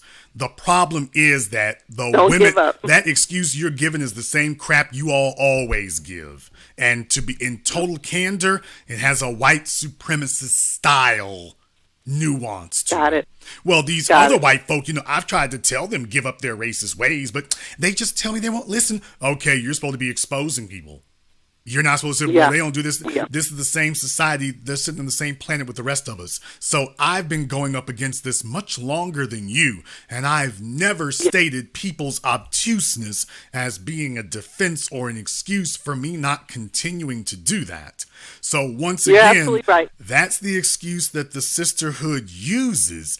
And there's a reason that the Jerry Sandusky's of this world and the Disneys and Nickelodeons feel they can do this kind of stuff, because they know women like you are just sitting back and saying, oh, well, who am I to judge? And Disney is like, yeah, who are you to judge? Let the kids watch whatever they want to. No, that's not how I want to be. That's not how I... That's exactly how they're taking advantage of it. Jeff Bezos and Nickelodeon, who are you to judge? Let us have our way. I understand. I guess because that's what's been, beaten into me. Shut up, mind your own business. And I'm like, but I'm not. It's about the children. Shut up, mind your own business. You don't judge me. You have no right. Now, and so on and so forth. Here we are over a century. Over a century since Charles Dickens. Over a century since The Christmas Carol. Over a century later. And in that book, Ebenezer Scrooge, we're coming up in holiday season right now, and Ebenezer Scrooge told his partner Jacob Marley, who had been condemned to hell forever, why you were quite the businessman. And Jacob Marley rages at him, mankind should have been my business. Right, okay. You're sitting here with children, and it's none of my business. I've been told it's not my business. The children are my business. Yes. I don't have any biological children, and yet I ride for kids much more than most parents with 5 and 6 kids you've seen. That's the shame of the modern era, is the people who would be the best parents don't have kids, because y'all who had the kids scared the hell out of us for this world you created and want to put our kids into it. And the folks who got the most kids shouldn't be parenting. That's the crazy part. The people with the kids shouldn't be parenting, and the people who should be parenting don't have the kids. Yes. You have work to do. If you want to know why Disney and Nickelodeon feel so emboldened, it's because they know the caretakers and the guardians of virtue in the homes, they've checked out. They checked out. They are abiding by the sisterhood of silence. Remember what I said at the beginning there? You don't have to be in favor of this if you will just sit back and do nothing. If you'll just sit back and do nothing, that's enough. That is enough. Right there. Caller from area code 443, you're on live with the Black Channel. What's your name? Where you calling from? Yes, this is Immigrant B1 from Fort Gordon, Georgia. Immigrant B1, what's on your mind, brother? Yeah, so I have a few things, and I'm going to be brief. So the first thing that I'm going to say is that what you're doing right now is exactly why we need both the black media and why we need foundational black Americans to have reparations for slavery, because it is absolutely necessary for us to have a group of people, especially black people, who have the resources to fight back against this kind of openly demonic agenda. Because as bad as this is, even if we all acknowledge it, it's like you said, without money, without the required amount of resources, you cannot properly fight back. So this is just one more reason why it is very important and necessary for foundational black Americans to receive reparations for slavery. And on the subject of adult themes in children's shows, I also thought back to the movie Who Framed Roger Rabbit, that cartoon where you had a bunch of characters that are drawn in a cartoon fashion, and then out of nowhere you have this cartoon that is a grown woman, this white woman. She has the red dress with the red lipstick, and then her boobs are halfway hanging out, and they put that in like a children's show, a children's movie. So to make it to where you have this confusion, where you have children who are watching this thing, and in the beginning, it seems like, this is for children, and then out of nowhere you introduce this very obviously adult theme. So you have children who now start thinking that this is okay, this is how they're supposed to think. Yeah, so like I say, that's the kind of thing is right there. With children unsupervised. And I'm not here to say that children should be kept, in a golden cage and you should lock them in the basement and they should be shielded from these things in the world necessarily. But what I am saying is that right now, hell, Who Framed Roger Rabbit is damn near innocuous. And you're making a good point. Don't get me wrong. You're making a good point. But compared to what we have now, hell, Jessica Rabbit was an improvement because at least they told you she was a female. There was no question what she was. They're now telling your children that, why would you be interested in a Jessica Rabbit? You should be interested in one of these Ren and Stimpy's over here. Think about that or some of the stuff they got on Disney. They be telling you, you don't want that. Haven't you ever felt like you'd be attracted to something else? So in reality, believe it or not, and you make a very good point about Jessica Rabbit about what's the appropriateness of that. But boy, I'm telling you, you're stuck between the devil and the deep blue sea in a lot of regards here. But I think it really just emphasizes and underscores the need to supervise your children. I'll let y'all ask. Yes, that's another point too that you make that is very, very important. Like those of us who don't have children yet, we have to be prepared to put in the work to watch our children as much as we can, and to make sure that we teach them how to sift, to notice things that are not supposed to happen. People are not supposed to approach them a certain way, talk to them a certain way, and then as soon as they get in an environment like that, they should do anything that they can to get out. So I just want to thank you for bringing this to everybody's attention. And B1. B1, thank you very much for giving us a call tonight. Let me get caller from area code 804. You're on live with the Black Channel. What's your name? Where you calling from? Hello, this is Cassie from Richmond, Virginia. Okay, Cassie from Richmond. And what's on your mind? Yeah, I want to say one thing. Two things, really. I don't want to hear anything about that pedophile crap, because I know two people, a man and a woman, that were damaged when they were kids, and neither one of them are alive today because they drugged themselves out on drugs because they couldn't get over it. Okay, so I don't want to hear that crap of normalizing this crap. I'll fight it to the end, because those two people died in their 20s because they couldn't get over what happened to them. And every time I think about them, it brings me to tears. That's one of the things we don't talk about here is that when we discuss the prisons, and once again, some folks not going to like this, but when we discuss the prisons, at male prisons, pedophiles got to get off the yard if they survive. They got to get off the yard. They get run out. They get dealt with when they get to prison. They don't get at a men's prison. They don't get the same treatment at women's prisons. So if we want to talk about an unaddressed situation, that'd be something to keep in mind. But why is it that male prisoners are so hardline about pedophiles and child molesters? Why? Because, truth be told, a bunch of them fellas in prison started acting out and being that way because they were in environments where they got messed with or they witnessed their siblings being messed with. Yeah. And they never got over it, and as a result, as they got older, they became hyper aggressive. And I want to say one more thing. Years ago, I was a big Law and Order fan, and there was one particular episode where they caught this pedophile, and he resembled that coach, that doctor rather.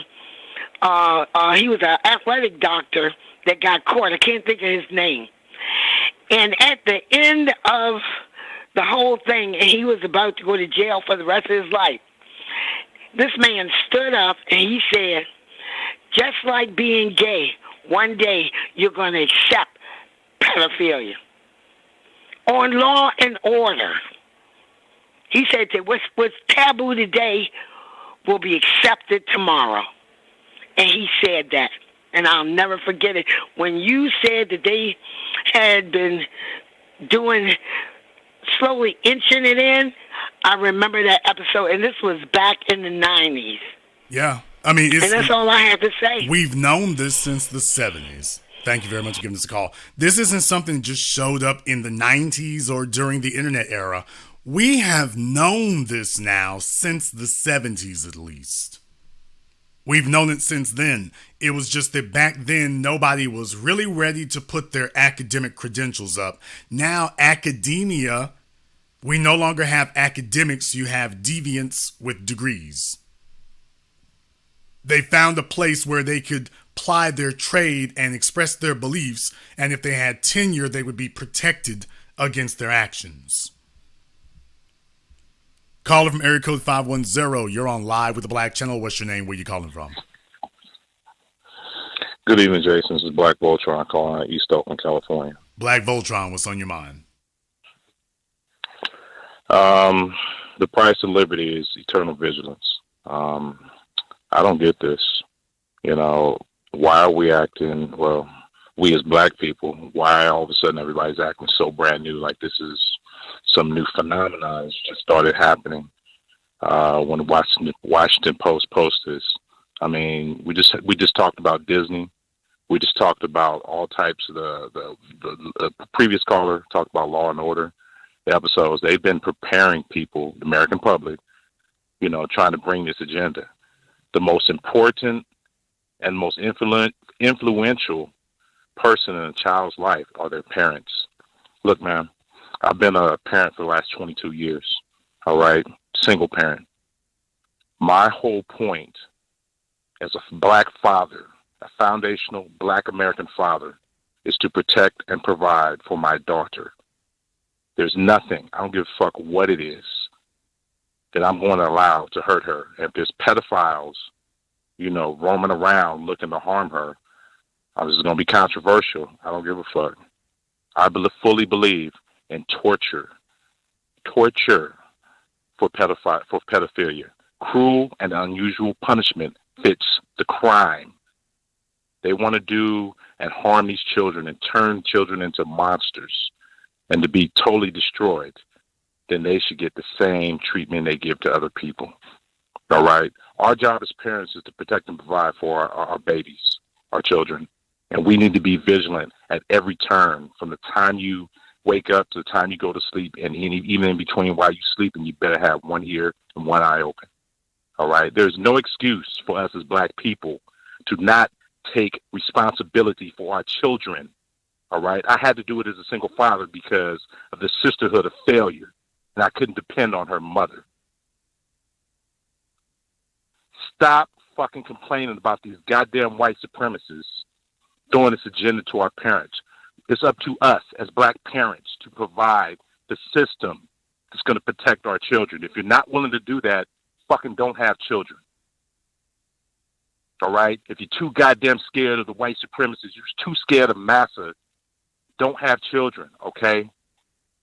But for those of us out here who want to see the future, because when I hear children, especially when I hear black children, I hear the future of us as black people, all right? And it's our responsibility, all right? It is our duty, especially as black men, to protect and provide for our children. I was looking for any and every opportunity. Anybody who's going to try to hurt my daughter, when I go to the park, I'm looking, all right? I'm looking for the fucking pedophiles. I'm looking to kick their fucking ass. I wish you fucking would fuck with my child, all right? When my daughter had to go to her mother's house, I always had to talk with their boyfriends, that one-on-one man talk. This is what's going to happen with my daughter. You're not going to touch her. Is that clear? You're going to call me. Is that fucking clear? If I hear of any problems, you're going to have a serious problem. I left it at that. Do not fuck with my daughter. And this is exactly how I talk to all her boyfriends. I don't give a damn who the fuck these people are. You will not harm my child. That must be in everybody's vocabulary. That must be in everybody's heart and everybody's mind who plan to be parents. If not, don't have parents. This agenda is going to continue, ladies and gentlemen. They're going to keep pushing this pedophile agenda. You shouldn't be surprised at this point. It's been 40 years. 40 years, y'all. All right? NAMBLA's been around for 40 fucking years. What are you surprised about? More importantly, what systems are you building to protect and provide for your child? That's my question. One of the biggest things to take a look at, especially in a cesspool like California, black folk out here, it's one of those things where you have to understand, showing up at the club, what the hell? They need to be at their school board meetings, PTA, and every damn thing else. You got kids being isolated and separated from you, and folks are just saying, well, let them raise them. No, you're supposed to be in charge of all of that. You're supposed to be in charge of all of that. I'll let you have the last word. You know, they got this term called a helicopter parent. You know, you're always hovering around your parents, protecting them. Don't let people shame you in that. That's what the fuck you're supposed to do. I was that father who would pop up at odd hours around my daughter's school, pop into class, sit down, and teachers would come to attention. I was that father who was at the PTA meetings, the father who went on the field trips. Ooh, I didn't even have a name. I was just my daughter's dad. That was my name. You know, it was cute and funny to have all the children, you know, just tell me, hey, you such and such dad. But that's our job as parents, is to be there. If you don't want to be a parent, goddamn it, don't have children. All right, because it's nonstop. Let me say this. All right, I tell my daughter this. I've been telling my daughter this since she was 13 years old, 12, 13 years old. Don't get pregnant. All right, because everything that you want, your child's going to want. All right, and you have to. It's your job and your duty to provide for them. Fuck your sleep. Okay, nobody give a damn if you're tired. Get your ass out there and work. Protect and provide for your child. Okay, you have to be willing to sacrifice and take full responsibility for your children.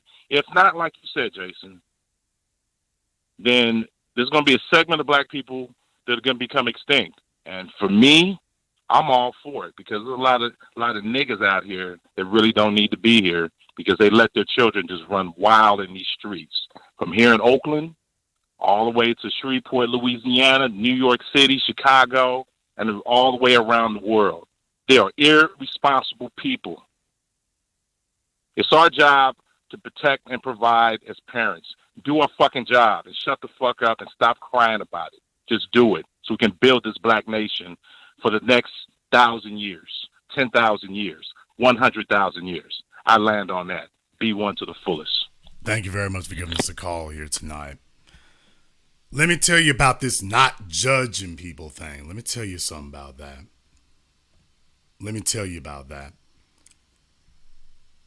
As men, you're worthless if you don't judge the other men. You see, you have no problem with these folks sitting up here telling you that you can allow them to be strong like that. So you go watch fictional mythical movies about the Spartans, and then you tell yourself, well, that's them, and they can hold each other to a standard. It's life or death out here for us. It's life or death out here for us. That's where we're supposed to be at. That's where we're supposed to be at. It's life and death out here for us. So you're supposed to make sure that the man to your left and the man to your right is on point. And if he's not, you're supposed to let him know, hey, you ain't up to code. He doesn't get to have a choice in that. Those of you who've been in the military, you understand militaries are strong institutions because you don't get to sit up here and tell everybody that your deficiency is self-expression and everybody should let you be you. The hell with that. You get judged. You get judged and then you get checked and corrected. Self-expression is the enemy of discipline. You don't get people disciplined by saying you don't judge. No, it's your job to do that. It is your job to let them know, no, you didn't get approval. No, you don't. No, you don't. You have an obligation to check that. Not a luxury, an obligation. Call of America code 504. You're on live with the Black Channel. What's your name? Where you calling from? Good evening, Brother Jason. This is G from New Orleans. G from New Orleans, what's on your mind? All right, what's going on, brother? It's hard to top Black Voltron, especially when he talks about something so passionate. Brother, as I'm listening to your great broadcast, I just want to tell you a couple of things. Number one, as I'm listening to you, I just read an article, and this is out of New York, that a judge had approved a throuple, which is 3 people, to have the same rights as 2 people. So what we got to realize, and as I'm thinking this and what you're saying, there has been, I want to say, a concerted effort in the last 50 years, probably even better, of destroying and breaking up the family unit. And how they do it, as you point out, is going at the kids. And it's funny you were mentioning the cartoons, because even when I was a kid, I remember Tiny Toon Adventures and Animaniacs.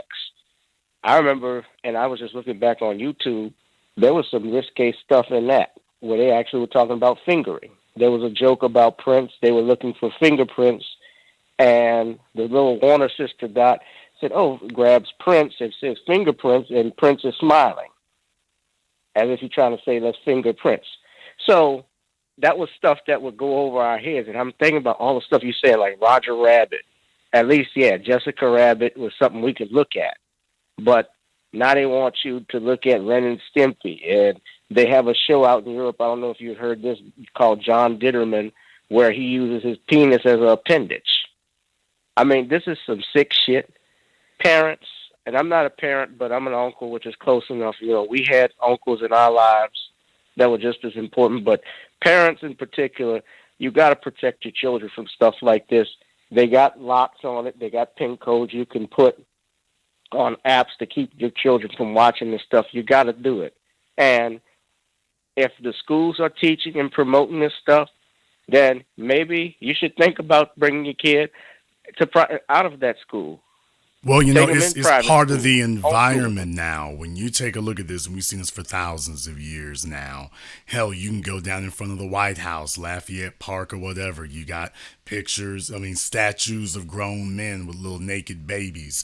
That was hard for me. That was tough for me because when I did my documentary film Race War, I spent a long time in D.C. taking B-roll footage, and the statue of Lafayette statue there in front of the White House, I'm sitting up here at first, I'm filming it, and then I'm like, whoa, yes, I could show it by the laws of this land, I could, but by my own moral principles, I could not show that statue. It wasn't that I didn't have footage of it. It wasn't that I had pictures of it. My own morals, my own principles would not allow me to take footage of Lafayette's statue with these naked little children dancing around this man's feet. And then when you go over to the Supreme Court and Library of Congress or whatever, and Neptune's court, and I'm like, I'll be damned, this is a bunch of sodomites making all of this stuff here. Sodomites and pedos making this stuff. And it's not like these statues are centuries old. By the way, that's the other thing. These statues are not centuries old. They're decades old, not centuries. So it's ground into the environment, and these folk have been making the little incursions to normalize it. They've been doing it in back alleys and behind the scenes for decades and decades, but they've always wanted to come out in the open. So they've always been able to indulge their sick deviancies, but they had to do it behind the scenes. The campaign now is to bring it out into the open. So they've always had access. They now wish to have free, roaming, floating access. Thank you very much for giving us a call. Let me get call from area code 619. You're on live with the Black Channel. What's your name? Where you calling from? This is Chris from San Diego. Chris from San Diego. What's on your mind? Okay, I was thinking about, I want to put this on your mind. A lot of these immigrants, look where they're coming from. They're coming from third world countries. White people go down there all the time, groom these kids. Now they're up here in San Diego. If you look real closely, especially in like National City, Chula Vista over here, a lot of these Latinos, they're messing with these kids, 13, 14 years old. That's all I want to say. Thank you very much for giving us a call here.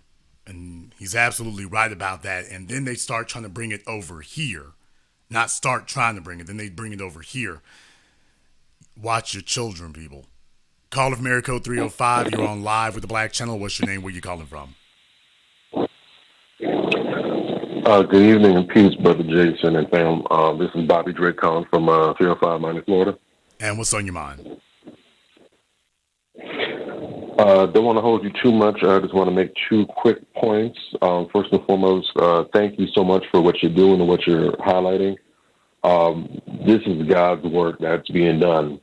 There's no higher, more sacred calling than protecting and safeguarding our children. And like you said before, a nation that is unable or even worse, unwilling to properly protect and make secure their children, they don't deserve to be in existence. They should be wiped off the face of the earth. They have no purpose. So what you're doing, taking this step, bringing awareness to this, it's a divine calling. Thank you for being willing to do the work. The first thing I want to briefly say is I was in the school system for roughly about 10 years teaching.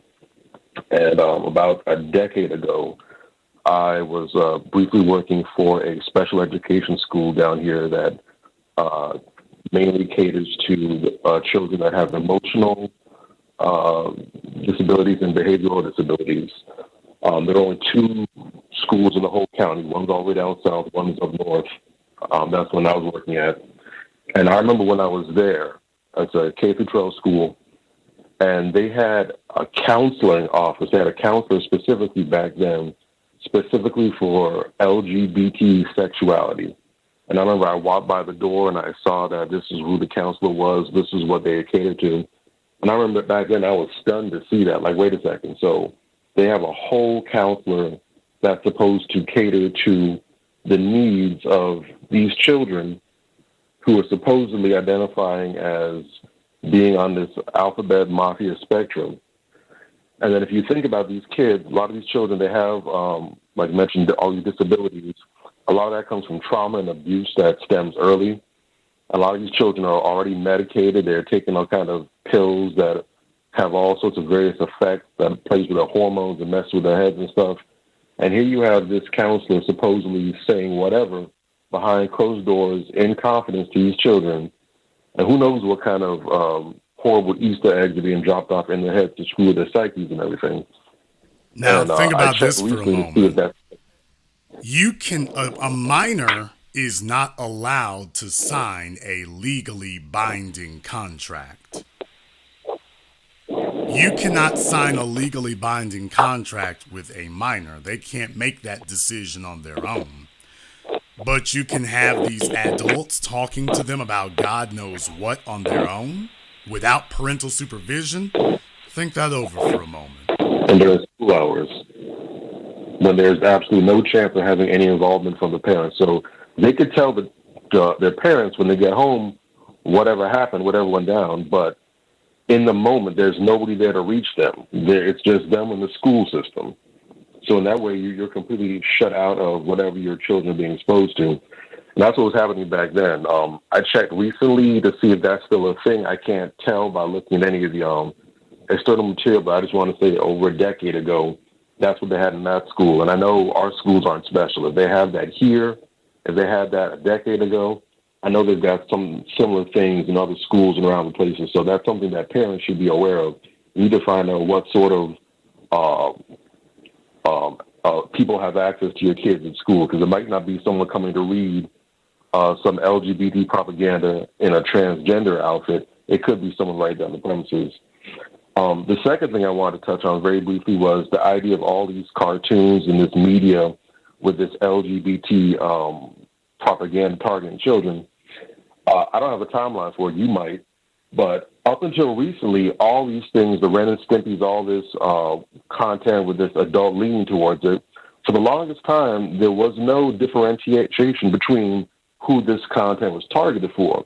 It's only been recently now that they've had to take certain really explicit things and they've had to outright identify it as this is adult animation. You see that on Hulu, Netflix, and other content areas to specify that this is not for children. But they were forced to do that, especially when they want to take things in really raunchy directions. And ever since they've done that, they've taken that as a license to go ahead and put stuff that's even more egregious. Things like, I can't remember that show, but there's a show on Netflix, and I think it's Big Something, where supposedly it's this hormone monster that all teenagers have that tells these kids to do outright nasty and flat-out vulgar things. And the characters are supposed to be children, minors, but yet they're labeling this as something that's supposed to be adult animation. So they're doing all kind of stuff blatantly now, trying to find ways to force the door open wider than ever. Well, that's all I want to say. You know, D1, this idea. well, let me explain that part first, though, because let me find out here. How old are you? I'm coming up on 35 next week. Okay. Well, let me explain to you so you can have an idea about this here, because I'm considerably older than you are, but let me explain to you where that comes from.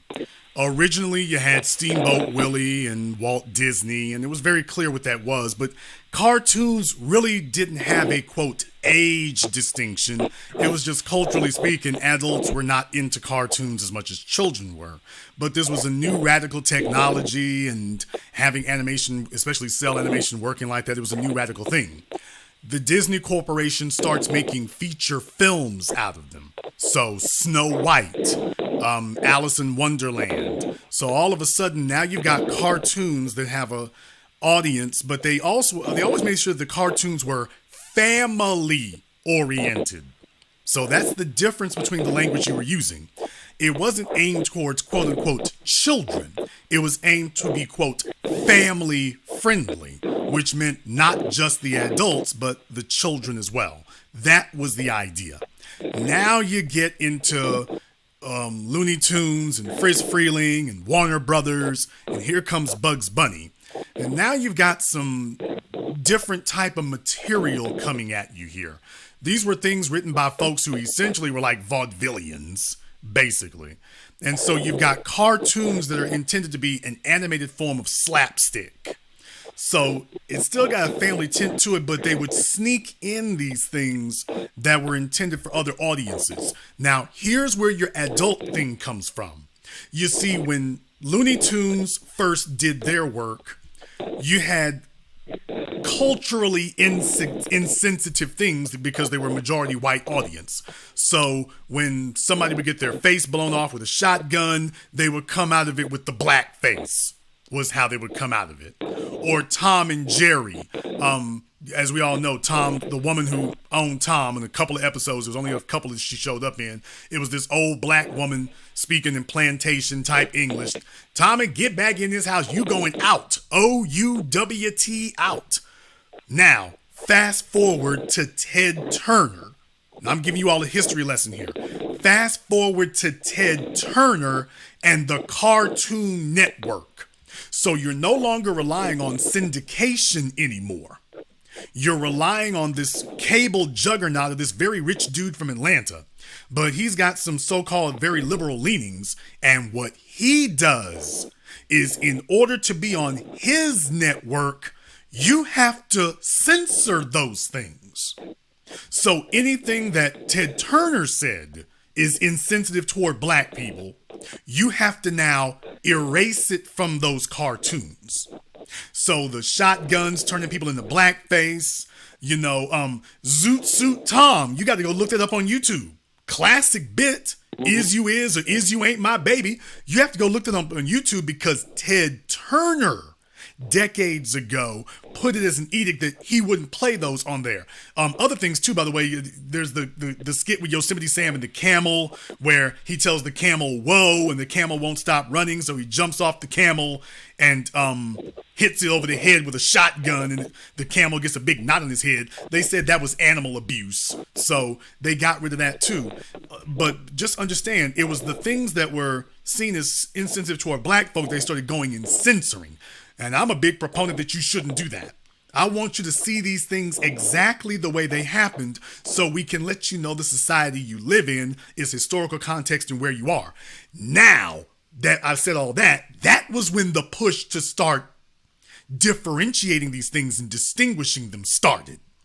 Now it's, these cartoons may have adult themes, and now we need to label them. Well, by making it clear that this was Ted Turner and Cartoon Network's policy, they then said, well, hell, if blackface is adult or whatever, what you're really doing is giving us a pass because we're putting this all on the same network. We're just saying that after a certain time of night, the adult stuff comes on, knowing full damn well the children are still watching. That's the way it's always been. So now they've given it the adult label, kind of like your rap music albums with the parental advisory. And that's when it started having an official label of this is quote unquote adult content, Adult Swim, so on and so forth. So it's really an outgrowth of censoring these Bugs Bunny cartoons where black people are concerned, which then opens up this avenue to quote unquote adult cartoons, which of course it begins filtering down into the regular cartoons.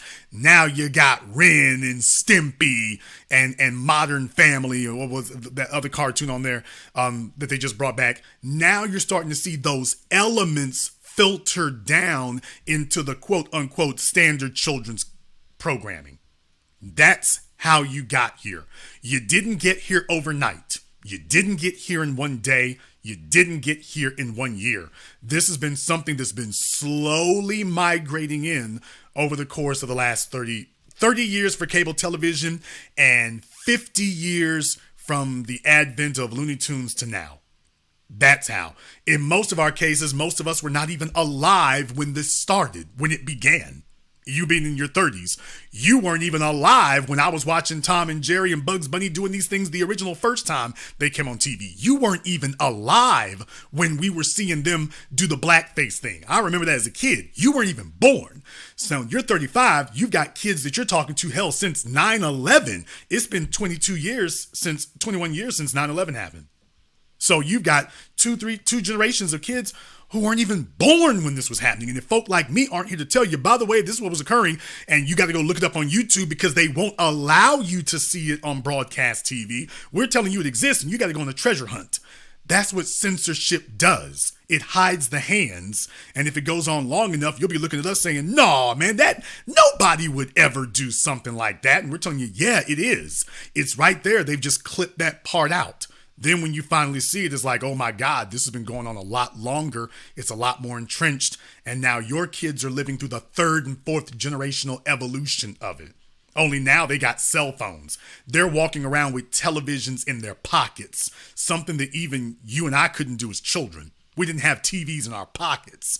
These kids have televisions in their pockets now with an unlimited number of channels, and all of them looking to recruit them. Thank you very much for giving us a call. Let me get caller from area code 701. You're on live with the Black Channel. What's your name? Where you calling from? Hi, this is Lorraine calling from North Dakota. Okay, try that name again. Fargo, North Dakota. Lorraine calling out of Fargo, North Dakota. Okay, Lorraine from Fargo, what's on your mind? I just thank you for this broadcast. I'm listening to this broadcast with my 17-year-old. We always listen. This broadcast has been phenomenal. It's something that definitely needs to be touched on. Being someone that's been a single mom, I can agree with Black Voltron. My son is sitting right here. He's the one that always will. I mean, people always call me a hover mom.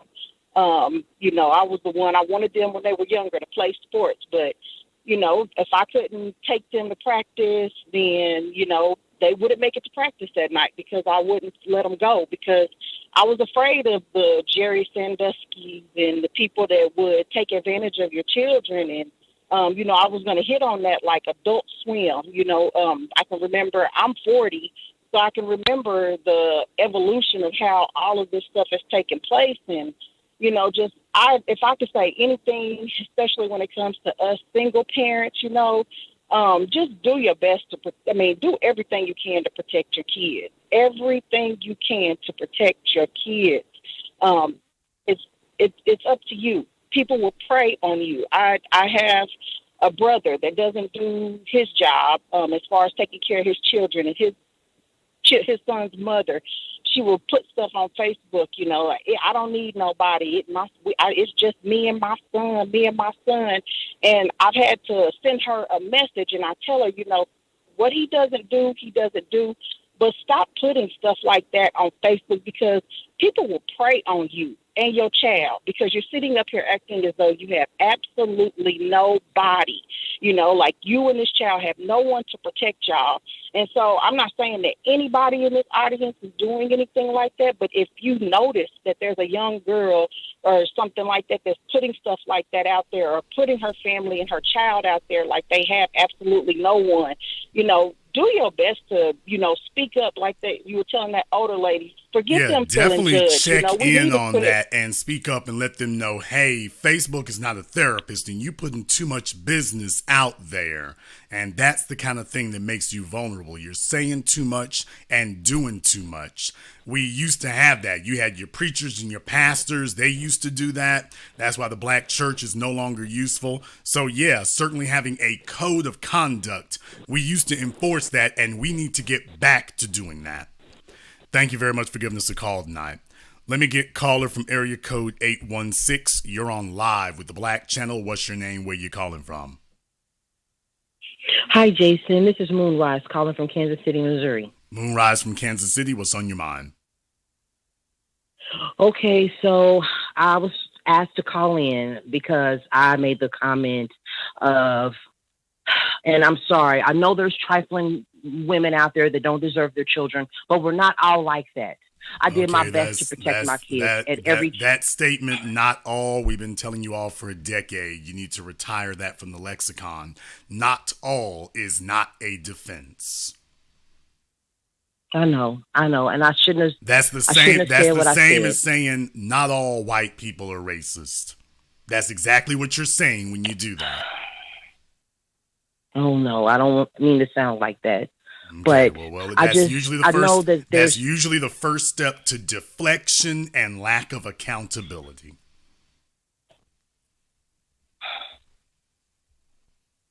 I'm sorry, I shouldn't have said what I said. Black people, now, I'm sorry. I shouldn't have said here's that. the thing I want you to understand here.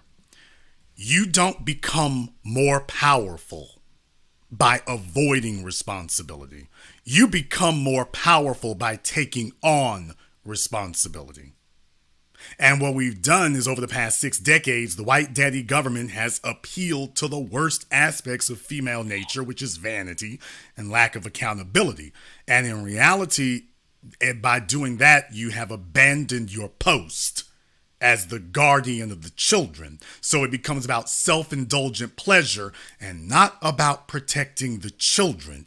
And if I can get you to abandon your post of protecting your children, I have just destroyed your people. Because see, you're already born in here.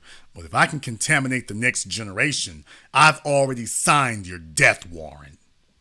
If I can get your children to sign on for deviancy and degradation and debauchery and self-destruction, I've already signed your death warrant. While you're sitting over there trying to avoid accountability. That's the reason why it is so crucial and critical and key that the women, the child's first teacher is the woman. The woman is the child's first teacher. You all are teaching children even in the womb. You're teaching them non-verbally. You're teaching them through your behaviors. You're teaching them through the substances that you ingest, which is why you can't smoke or you can't drink while you're pregnant. You are teaching that child. You're grooming them and inculcating them. Fetal alcohol syndrome and alcoholism is something that gets passed on to the babies. You are teaching that baby to ingest alcohol. Just as surely as when they get out of the womb, you're teaching them to ingest milk or formula or breast milk or food. You're doing the same thing before they are even born. See, you all won't hear Planned Parenthood or Tiffany Cross or Roland Martin explain the simple biology of this. Hell, most of your child psychologists will not explain the simple biology of what I just said. Now that it puts it in context, you realize you can't get away from it. Yes, you're teaching them to drink alcohol or drink drugs in the womb the same way you would be teaching them to drink formula or baby food outside the womb. You are the child's first teacher. You see, when you protect the child from these harmful things, you're teaching them values. You're teaching them what they should keep close to them and what they should keep away from them without you ever speaking a word, without you ever announcing a syllable. You are teaching this child non-verbally. And then when the child is able to walk and do for themselves, you now hand the child over to the father. And he will complete the rest of the grooming and the training of the children, especially if it is the son. The son needs to be taught at a very early age to be self-sufficient because he is the warrior class. So you hand him to the men. He is no longer here to be nurtured as a helpless being. He's no longer here to suckle under you. He is now here to enter the world, to adventure into it. He's going to get thorns and scrapes and cuts and bruises, and he will be taught he can survive all of them. At an early age, he'll develop the confidence to do so. So we've created a young warrior out of him mentally. And warrior doesn't mean he goes around lighting things on fire. Warrior means protector. He's learning this at an early age. Because by the time he's 15 or 16, we can't teach him to be a warrior. His survival instincts over the course of 160 million years of evolution are going to have to kick in because we can't teach him that. He's too far along. You've wasted and spoiled the time. He's too far along. So when women start deflecting, that is heinous, base treason against your place as a woman. You are supposed to be accepting as much responsibility as possible. If there is a strength in the Nation of Islam, it is that the women don't dodge personal accountability. The women and the mothers of the nation embrace it. I have seen several women who were wife material, and most of them were members of the Nation of Islam. I will give the nation credit for that. I will give them credit for their ability to raise woman and mother and wife material. Because out here in the secular world, y'all are just acting like it's a big dance club and it's all about protecting the sisterhood, not protecting the children. And then you start looking around all goofy and dopey and saying, why is it nobody wants to protect the women? Because the women have taught the society that white daddy government is daddy. and that the women will do as they please. If you want the society to sacrifice for you, you must teach the first basic lesson, that you are here to sacrifice for them. Unapologetically, without debate, without argument. You are not here to preserve yourself, except in service of the children. This is how you raise children who intrinsically are willing to fight and die for their mother, because she has taught them this from womb to tomb, from the cradle to the grave. She has formed and created this man into what he is. So by definition, his genes and his blood screams out what he's supposed to do. She doesn't have to tell him at this point. His blood tells him what to do.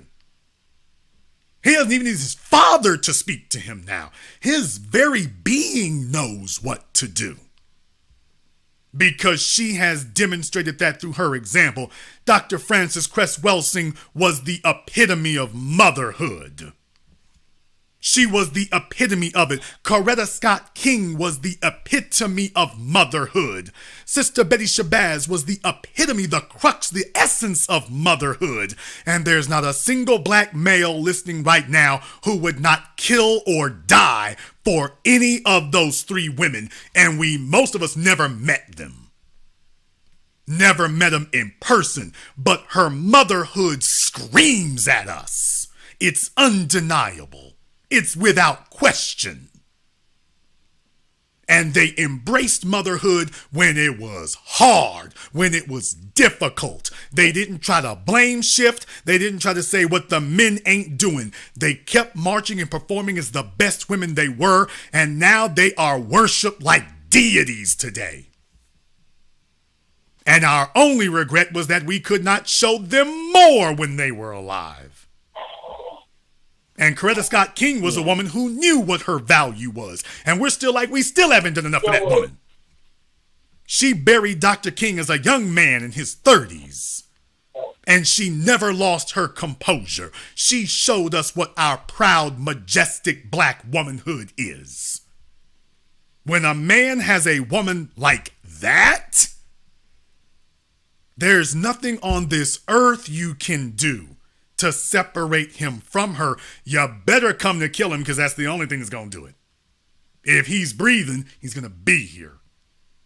And it's a huge disservice for the females to circle their wagons in disservice to the community and to the people. You're not here to tell men how to be men. That's not your place, because you can't do it. A woman cannot create a man, and a woman cannot teach a man how to be a protector and provider. Now, a man can protect and provide for women and girls. You cannot protect and provide for a man. You don't have it in you. You're not capable of it. And if our prime prerogative is survival, you turn that over to the warrior class. Because that's what we do. And we tell you what the rules of survival are in this inhospitable place. We're the ones who teach you that. You see, before you can become the herbalist who goes off and figures out which plants are poisonous or not, you first need some men to get rid of the wildcats and the wild boars and the wolves and the lions and the snakes and the scorpions and the spiders. You see, it's going to take you some time for those plants to kill you. Those snakes and scorpions and spiders are going to kill you right now. You'll never get far enough to figure out what those herbs do. You send the men. We're the ones who clear this and tell you, before you start playing with those plants over there, you should know about that wildcat right behind it. That bear right behind it. You'll never get to figure out what it does or its medicinal properties. That bear is going to rip you limb from limb. We're the ones who teach you. We're the ones who clear the way for you. You don't clear the way for us. And what this demonic white supremacist system, who has excelled at the art of warfare through destabilizing people, This is what they've excelled at, is teaching the females that they're going to lead us, which invariably they cannot do, because your definition of, quote, leading us is to bow to a white man, to bow to his protection. Well, I got a job from who? The white guy over there. And he said that I don't have to listen to you. Now, when you are that susceptible to treason, we have a problem. So as a woman, if you wish to bring out the manhood in men, what you do is exhibit the womanhood in you. That speaks for itself. This isn't language or linguistics. This is biology. This is biology. You don't have to convince a man to respect that. This is biology. He has no choice but to acknowledge it. His biology is speaking to him. Now you add a man who was raised by a proper, feminine, intelligent, demure female who never shirked her feminine responsibilities as the mother. When he travels into the world, I'm going to sound like Freud here, but he's been taught what the prototype is. He wants to replicate that. He's looking for the woman who embodies that. That's the legacy. He wants to pass on her legacy to him. She showed him what a woman was. He now wishes to pass that on. So he's looking for a woman who honors what his mother was. That's how you get the great-grandmother and the grandmother and the mother and the legacy. You don't tell men how to be men. You know your place as the woman, embody that to perfection, and the men fall in line. Case in point, all across this damn country, white supremacists had some damn act right for the last 2 years. You know why? Because the women, for the most part, were staying in their place as the women and let the men do what the hell we do.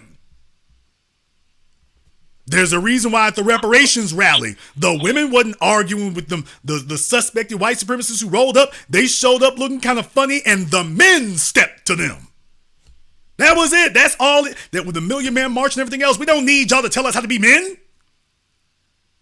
You move to the side and the men will do what we do. But if we suspect that you are challenging our authority, we're going to step back and say, well, good luck with that. But we've passed the day and age of our authority being challenged. We know how to be men. What we need is the women to stop challenging that and let us do what we do. We write up the game plan, we run the ball, you back the play. That's your job. And then when your sons and your daughters see that, then now you've got a cohesive whole.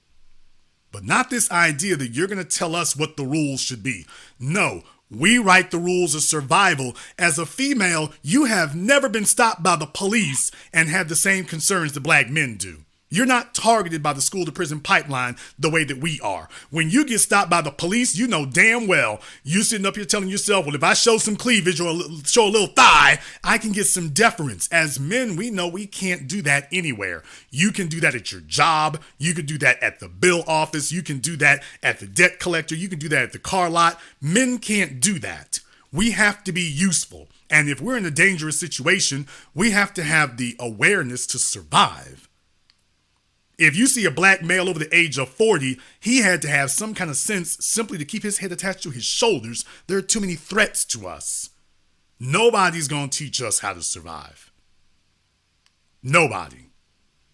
We will show you how to survive. But this idea that they're going to upbraid us and correct us and tell us how it's going to be, no, because it can't work.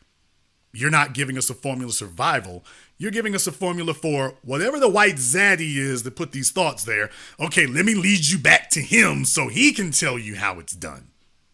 And this is how you end up in front of a television with Disney, Bob Iger, Amazon Prime, Jeff Bezos, Washington Post, Cartoon Network, Ted Turner, whoever the hell's in charge. Was that Zaslav at Warner? Discovery Media? I don't know if it's still got Cartoon Network as a part of it or not. We can go down the list. All you're going to do is lead us back to him. No, we know what we're doing. And one last thing. Years ago, I heard Phil Valentine say this, and I've never forgotten it, when he said that as men, as black men, he said as an elder, and now I'm getting up in age myself. As we are getting older here, you all need to respect something. We have several responsibilities as men. When we say protector and provider, that also means we are chief disciplinarian. You are the first teacher, but you're not the only one. You are a disciplinarian, but we are the chief disciplinarian. We discipline everybody. Because at the end of the day, your survival is in our hands. Those white supremacists come over the door. With Breonna Taylor, those white supremacists come through the damn door, it's going to be a man who's going to have to put his life on the line for you. That's going to be a man who has to do that. We go to war, it's not going to be about the females are going to stay out there and chant. It's going to be the men throwing blows and throwing bricks and throwing bats and throwing down. It's going to be the men doing that. The women will not be doing that. The women will be talking to CNN later. It's going to be the men squaring off. So do not undermine our position and our authority when we are doing our duty as disciplinarians. Because I've had a number of different things to say about everybody here tonight, and you objected to one thing because the female ego needs to be protected. That's the treasonous part. Your survival depends upon our ability to kick everybody in the ass and get them into shape. Your life depends on that. So keep in mind, every time you challenge our righteous authority, what you're really doing is undermining your own. Because you're not going to see to your authority. Are you married? Yes. How long have you been married? I was. No longer.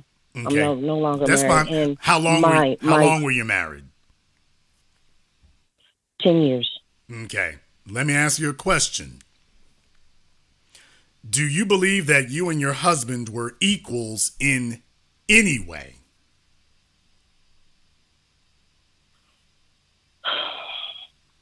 That pause ain't a good sign. There you go. Well, there you go. Now, no, we were not. He was the head of the house. Okay, she says that later here, because here's the problem. You want to know which one of y'all is in charge? And, I'm the guy who taught you all about the necessity of socioeconomics. So money matters. My son lost his father. Slow down. My son lost his father when he was... That's okay. Slow down. We'll come back to that. I taught you all the importance of socioeconomics, but a man's income alone does not make him leader nor head of household. You know what's more important than that? When you are in bed with your husband at 1 o'clock in the morning and you hear something go bump in the night downstairs, or worse, you hear voices downstairs and it's not you, your kids, or your husband. Now imagine your husband elbowing you and saying, "Hey, Moonrise, go down there and go see what that is. Hey, Moonrise, I hear voices downstairs. Hey, you one half of this team. Can you go down there and go check that out?" Yeah. Now, imagine that. At that point right there, there's not a woman in America who is going to sit up here and a woman on planet Earth is going to tell you, "Yep, that's the man I want with me, and that's my proper position in the family." See, everybody wants to sit up here and challenge us for leadership until it's time to get your head taken off. Then all of a sudden, ooh, where the men at? And as soon as the men make it safe, okay, let me come challenge your authority again. No. He has that authority and that position to be your chief critic and chief disciplinarian, because when that scenario happens, he's not looking to you at all. He is expecting you to stay where you are. That is his job and his responsibility. And if you are a woman who has respected that, then you will have that for your man, but more importantly, you will have that for your sons. Those will become your sons, and that's the most important aspect of all. In the chat room, 911 on average, depending on the city that you're in, takes 6 to 20 minutes to show up. So in other words, for the next 6 to 20 minutes, because if you're in New Orleans, it could take 30 minutes to an hour for the police to show up. So that means that for the next 20 minutes, it's just you and the thugs. It's just you and Grape Street. That's what it means. So, LOL, but let's be very clear about that. Let me articulate where you find yourself. You can call 911. That's another word for, let me call White Daddy. White Daddy will take care of this. I don't need no man. Baby, you got the wrong mentality. You need to have a man in that house. You talking about White Daddy. He telling you we'll be there in 20 minutes. 20 minutes? They're going to be up these stairs in 20 seconds. Not 20 minutes. The bad guy's going to be up the stairs in 20 seconds while you sitting here talking about 911 like Karen from the suburbs. Welcome to reality. You should have had a man in that house. You see, your biology doesn't tell you to take a damn bullet. Your biology doesn't tell you that. You can sit there and bull jive on Facebook. Your biology doesn't tell you take a bullet. That's the insane part about this. There's not a one of y'all who's sitting there thinking about taking a bullet, and there's not a single man listening to me right now who hasn't thought about it. About taking one, I mean. There's not a single male listening to me right now who has not considered that, particularly a man who's had a woman or children. There's not a single one of us who has not had to contemplate how would we deal with that situation. If I got shot, if I got stabbed, how would I deal with the next 5 minutes? You see, that's what it means to have a warrior class. But warriors are not born, they're built. They can also be unbuilt. I'll let you have the last word. My son lost his father when he was 9 years old, and I did the best I could for me and him. I did the best I could, even stepping back in my femininity as many times as I could. But I had to hold it down, Jason. I had to. And I was raised by a single mom. I'm the oldest of 9. And my mom was a single mom. And I saw what being a single mother did to her. And I try my best for that not to happen to me. And I am so sorry. You're right. I wish that my son's dad had stayed and was there for him. I did the best I could. And I didn't mean to offend anyone. And I know that men let me of the ask you warrior something class, about that. I know that. Let me ask you something about that. You said, I saw what being a single mom did to my mom. What exactly did being a single mom do to your mother? Jason, I just saw my mother. She worked so hard, and the pitfalls of being a single mom with children is you meet men that don't always have the kids' best interest at heart. They're basically there for themselves. And I seen my mom, she went from having a good job and owning her own house and having 2 cars to losing everything. Okay. And I saw some of these men. I think we got the idea there now. Let me ask you one more question. And be honest with yourself for just a moment. Would men, not you, not your mom, not your family, would men in general describe your mother as a respectful, soft, feminine, compliant being? Or would the men in general describe your mother as difficult and a disciplinary problem? I think that they would say at times she could be soft and at times she could be tough. Okay, let's try this a different way, because when you say at times, would you buy a car from me that I said, well, ma'am, at times it will get you where you're going? What would you think of that car? Would you think that's a great car, or would you think that car is worthless if it only gets you where you're going sometimes? Your car is worthless if it only gets you where you're going sometimes. Yeah, like if you got to go to work this month, and out of the 25 days you go to work, it only gets you there 12 days out of the 25. Well, Moonrise, sometimes it's good and sometimes it isn't. You wouldn't tell me, yep, sometimes it's good. You tell me it's worthless. It's worthless all the time because I never know what I'm going to get. If I can't depend on you all the time, I can't depend on you any of the time. And if it's come and go, it's not a good thing. Now, I'm not going to go into how she got there and this, that, and the other, but I am going to tell you one thing. If the men who are truly supportive in this world and truly competent men act and move a certain way. And it sounds like your mom wasn't very good at attracting competent men of character and principle.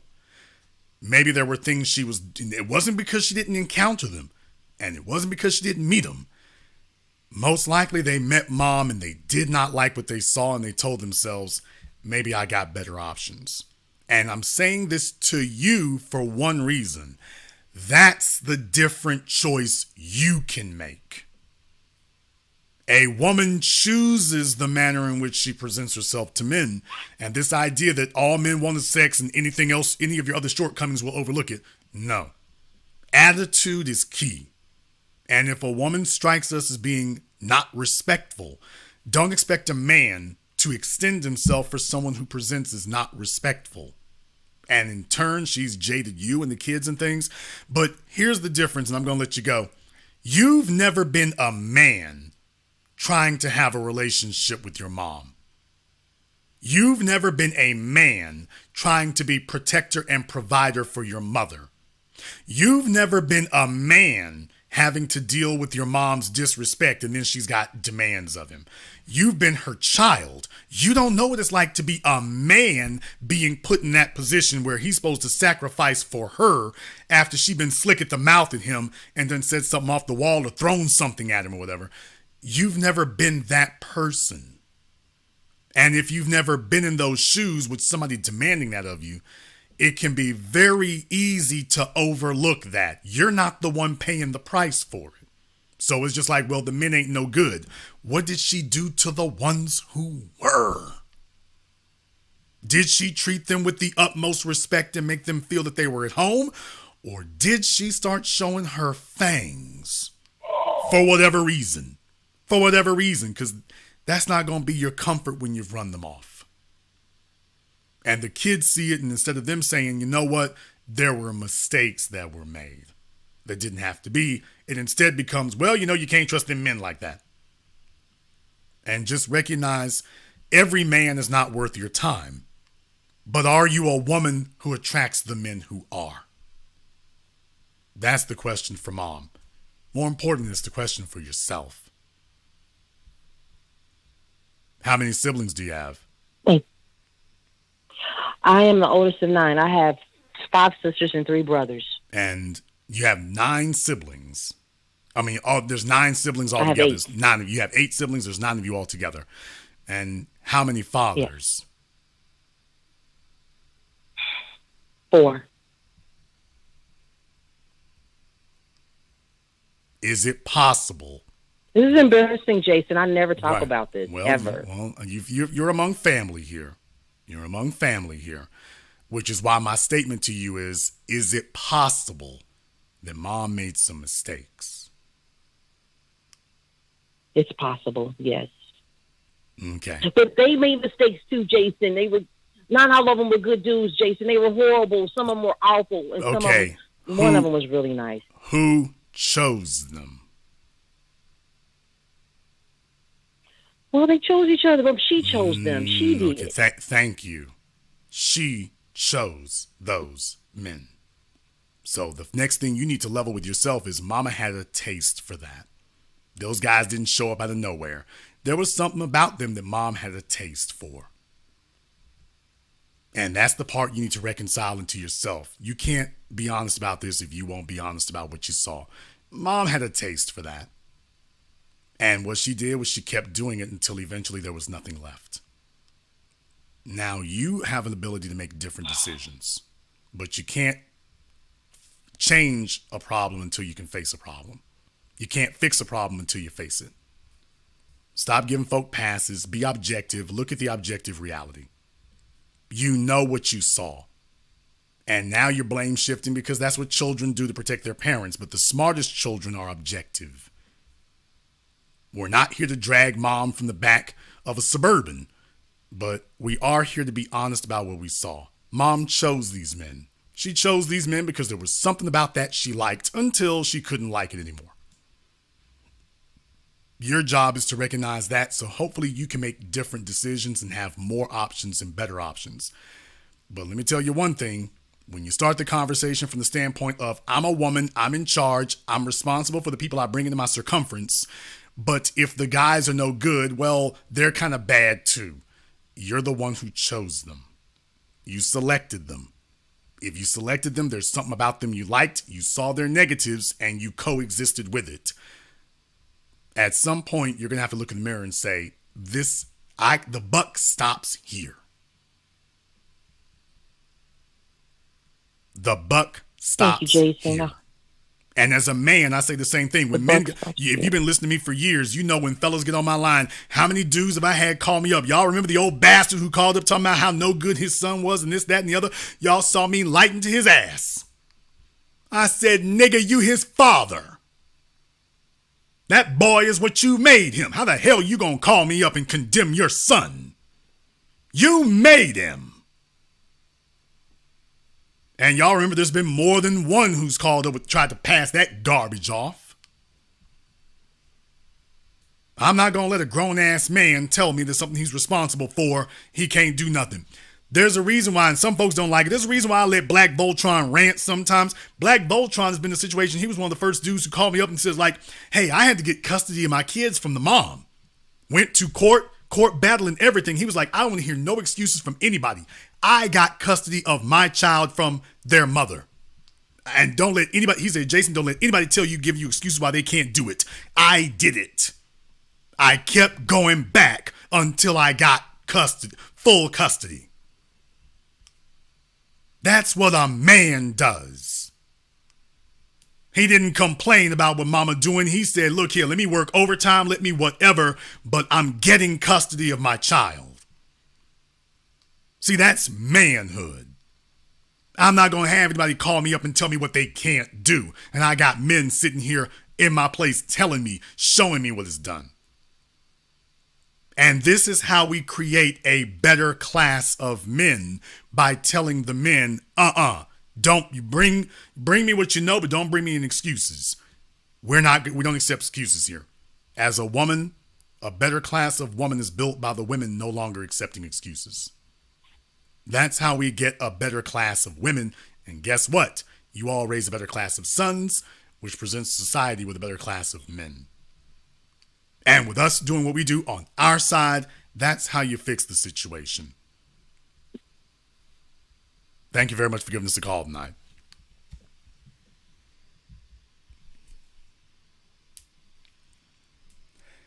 I'm going to go ahead and wrap up tonight's program on that phone call. It is important for us to take responsibility, because at the end of the day, the real way that you're going to deal with this grooming movement is that you and me and us and we, that's everybody, including those of us who do not have biological children. We need all hands on deck. I don't have biological children and I'm sounding the alarm. We need all hands on deck. This isn't just a job for those of you who got children. Y'all need backup from everybody. That's all of us. The menopausal chicks, the adolescents, the senior citizens, the childless, the widowed, all hands on deck.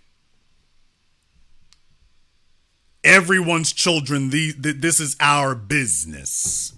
Everybody. This is everybody's business.